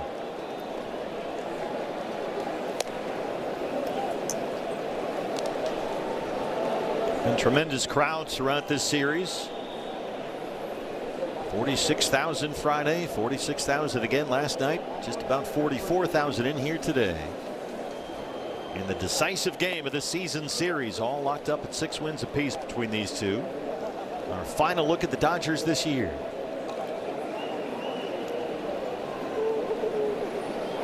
Diamondbacks began the day tied with the Phillies for the second National League wild card. The Phillies got a walk-off win at home. No one's ever had a walk-off win on the road. They beat the Blue Jays in extras today. So Philadelphia for the moment a half game up.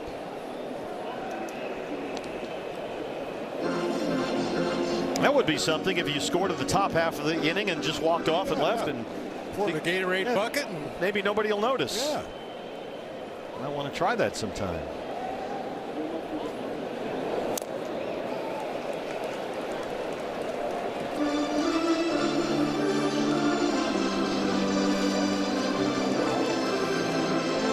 It was a rough start for the Dodgers left-hander Justin Robleski. He went just 3 to third.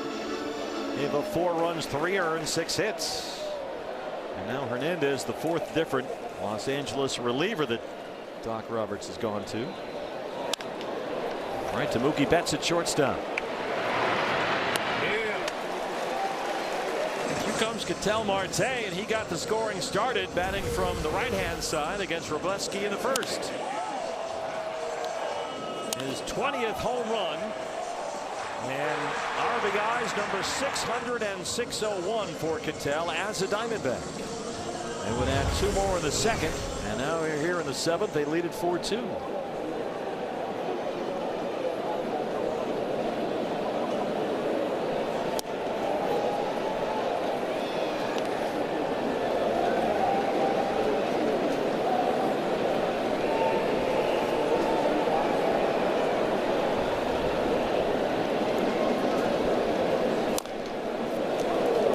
Slider fouled away. It's 0-2. Dodgers have some of the big boys coming up top 8. Pages, Freeman, and Edman 2, 3, and 4. Taylor Clark has been ready for a while down there in the Sanderson Ford bullpen. Taylor struggled here in his appearance Friday night.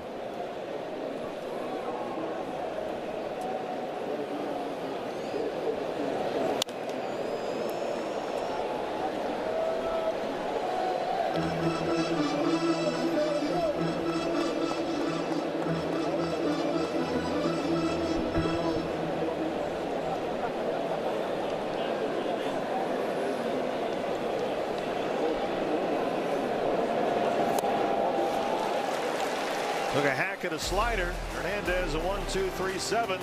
We're getting down to it. 4-2. Taylor Clark. Tearing it up for the Rockies, his newfound home. So we hope to see you on Monday night here at Chase Field. And if not, well, we've got D-backs TV to take you through the night.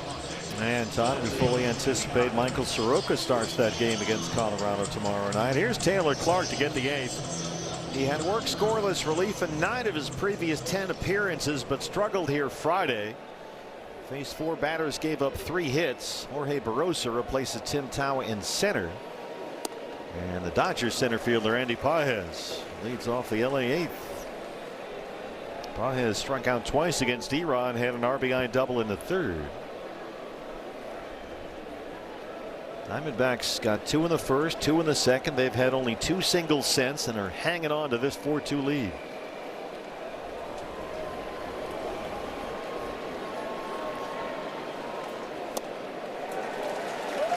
Taylor Clark with that sinker. Sinker slider approach to Pages so far. It's 0-2. Freddie Freeman on deck, and then it's Tommy Edman.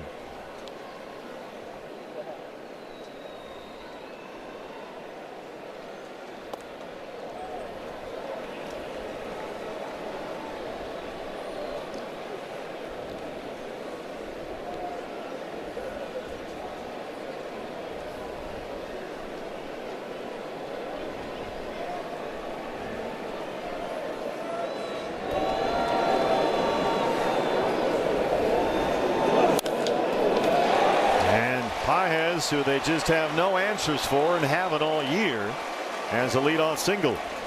And that brings the tying run at the plate in Freddie Freeman.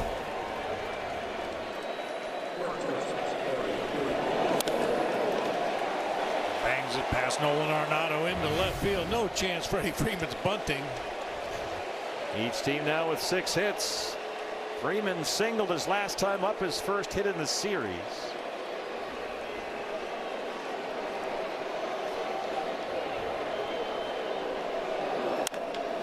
Double play ball. Vargas, Perdomo, and they roll it.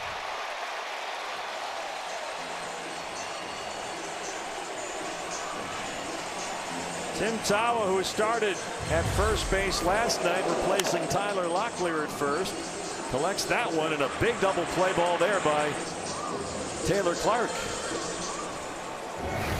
Remember, Freeman hit into 2 double plays in the ball game last night. 2 big outs, 2 down for Tommy Edman, who spins around now and bats on the left-hand side.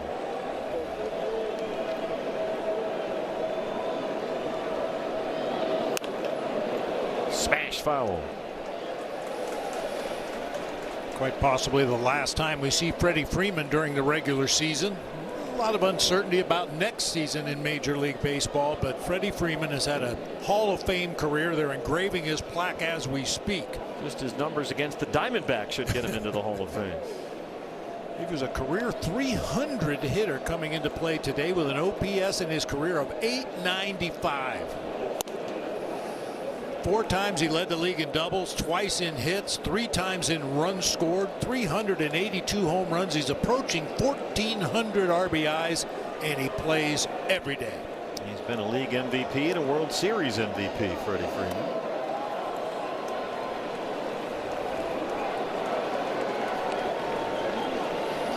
Two balls and a strike on Edman. 0 for 3 tonight.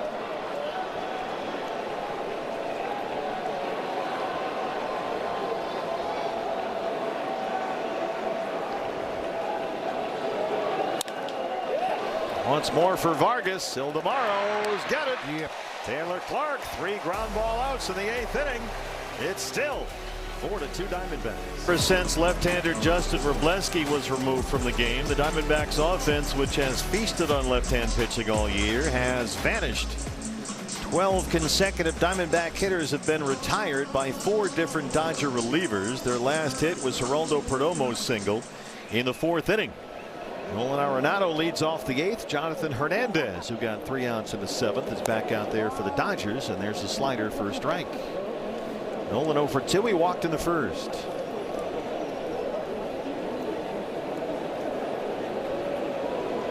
Two runs in the 1st, 2 runs in the 2nd. They have only 2 singles since.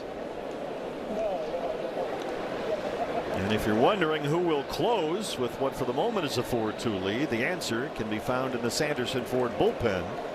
It's the right-hander Kevin Ginkel. Off the end of the bat of Arenado, Freeman cleans it up, and there's 1 away in the 8th. Let's get this now from Andrew, the home buyer. Catch the best deal for your house by calling me, Andrew, the home buyer.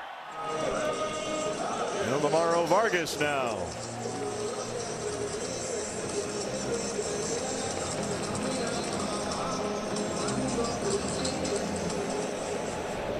Vargas is single in the 1st, 1 for 3. The start at second base with Ketel Marte in the DH spot. Vargas down the line. He hooked it just foul, out in front of a slider.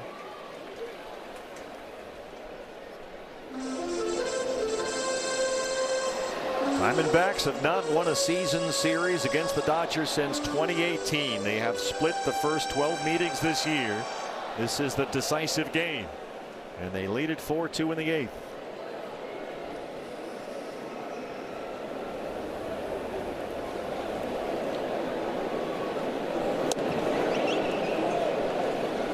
Just a little bit outside.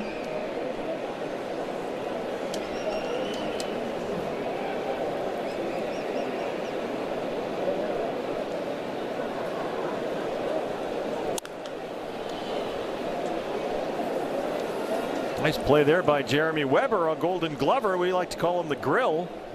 He grilled that one up nicely. Got Rick Clower working left field here today.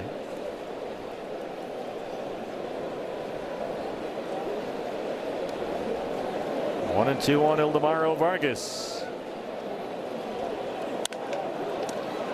On the ground is second. Tommy Edman is there. 2027 D-backs Advantage memberships are on sale right now. And there's a lot to get there. You get access to flexible ticket plans for next season, exclusive events and invitations to special experiences, plus postseason priority. A lot of Advantage. That's why they call them Advantage memberships. dbacks.com/memberships. Place to go to get your info. Here's Tim Tao now, the first baseman. Yeah, we see a lot of the Advantage members on the road. We see some of them here at the ballpark at Chase Field getting autographs down on the field before the game. That's a great deal. And they've put together a trip on this upcoming road trip. The Advantage members will all be in Boston at Fenway Park. Nice. So we'll have an event there with our Advantage members at the hotel. A lot of reasons to become a Diamondbacks Advantage member in 2027. So check it out. dbacks.com/memberships.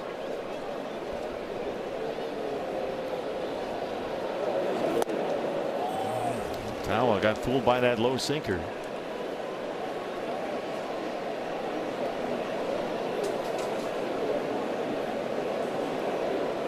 "14 consecutive Diamondback batters have been retired."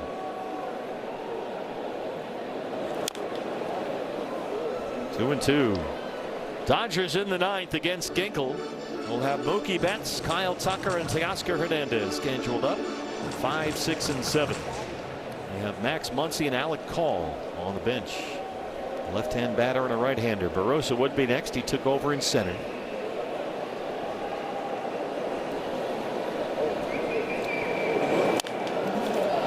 Bounce to third. Kike Hernandez. The last 15 Diamondback hitters with a 4-2 lead have been set down, and the season series is in the hands of Kevin Ginkel. Kevin dominated here on Friday, a 1-2-3 ninth, couple of strikeouts. He was the winning pitcher in that dramatic win, his 5th win of the year. He will face Mookie Betts, Kyle Tucker, and Teoscar Hernandez now in that 9th inning here Friday. He retired both Tucker and Hernandez. He'll get them both in this inning.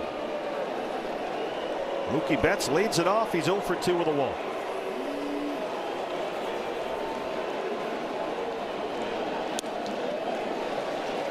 Fastball at 96 is in there for strike one.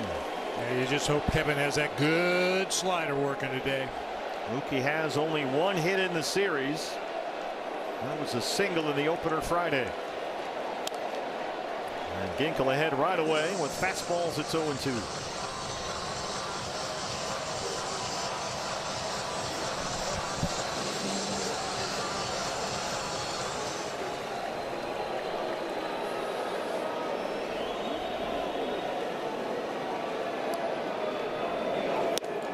Got him. Yeah. 3 heaters, and he blows away Betts on 3 pitches.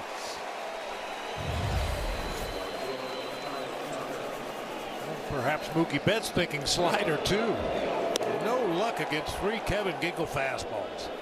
Tucker led off the 9th inning Friday against Ginkel and flying out to center on the first pitch.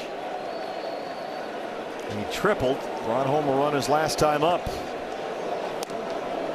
Teoscar Hernandez is the next scheduled hitter, but Max Muncy's left-hand bat has come out of the dugout, and Muncy is in the on-deck circle.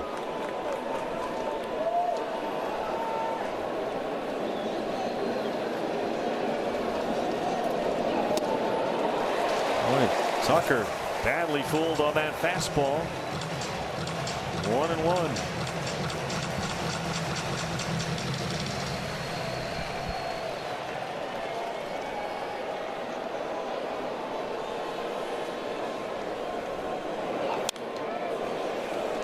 Gonna stick with the heat.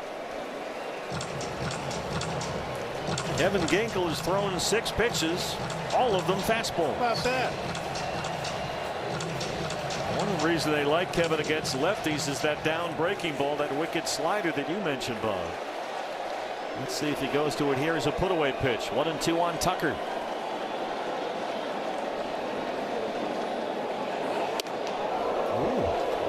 98 that time. He overcooked it a bit up and in for ball 2.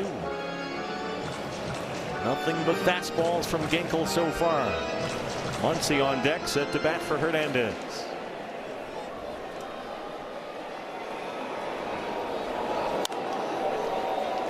There's the slider. Yep. I mean, Kevin's got a good fastball, upper 90s. It's pretty straight, but he can brush it up there in a hurry. And opposing hitters know that his best pitch is that slider, so he can blow fastballs by some hitters. He backdoored that slider, but left it up. Tucker missed it. It's still 2-2. In the air, shallow center. Jorge Barroso wants it. And Ginkel's an out away. Here comes Muncy to bat for Teoscar Hernandez. Muncy 1 for 8 lifetime against Ginkel with 4 strikeouts. 249 on the year. He's got 22 homers. He does not have a hit in the series, Max Muncy. He has struck out 4 times. Abby going over the situation here. That's been a big issue with Muncy lately, the swing and miss. In fact, as he steps in here, he has struck out 23 times in his last 50 at bats.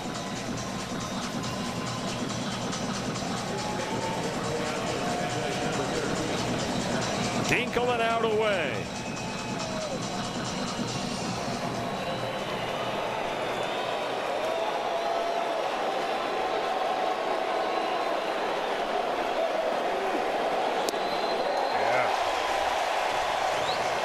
He is feeling that fastball. Yes, all 97 and 98.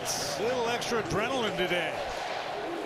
43,000 plus on their feet. Those with suspenders and those without. It's a ball and a strike.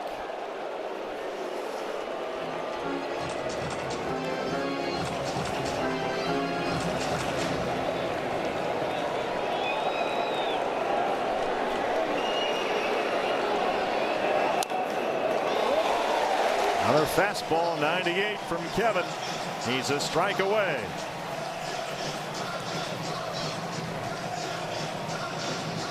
Everybody up.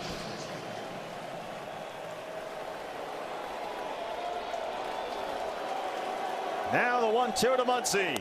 Got him! Kevin Ginkel gets the save. The Diamondbacks get the win, and they earn their first season series victory over the Dodgers since 2018. And a huge tip of the cap to Eduardo Rodriguez today. He was fantastic to 115 pitches. That's only the 5th time since Torey Lovullo's been managing the ball club that a pitcher's gone over 115. And what a series for Kevin Ginkel. He was the winning pitcher here in the opener Friday. He saves the finale, and the Diamondbacks keep pace with the Phillies. They are tied for that second National League wildcard spot. They take 7 out of 13 from the Dodgers this year. They win the final series 4-2, the final score today. Todd and Gracie are next.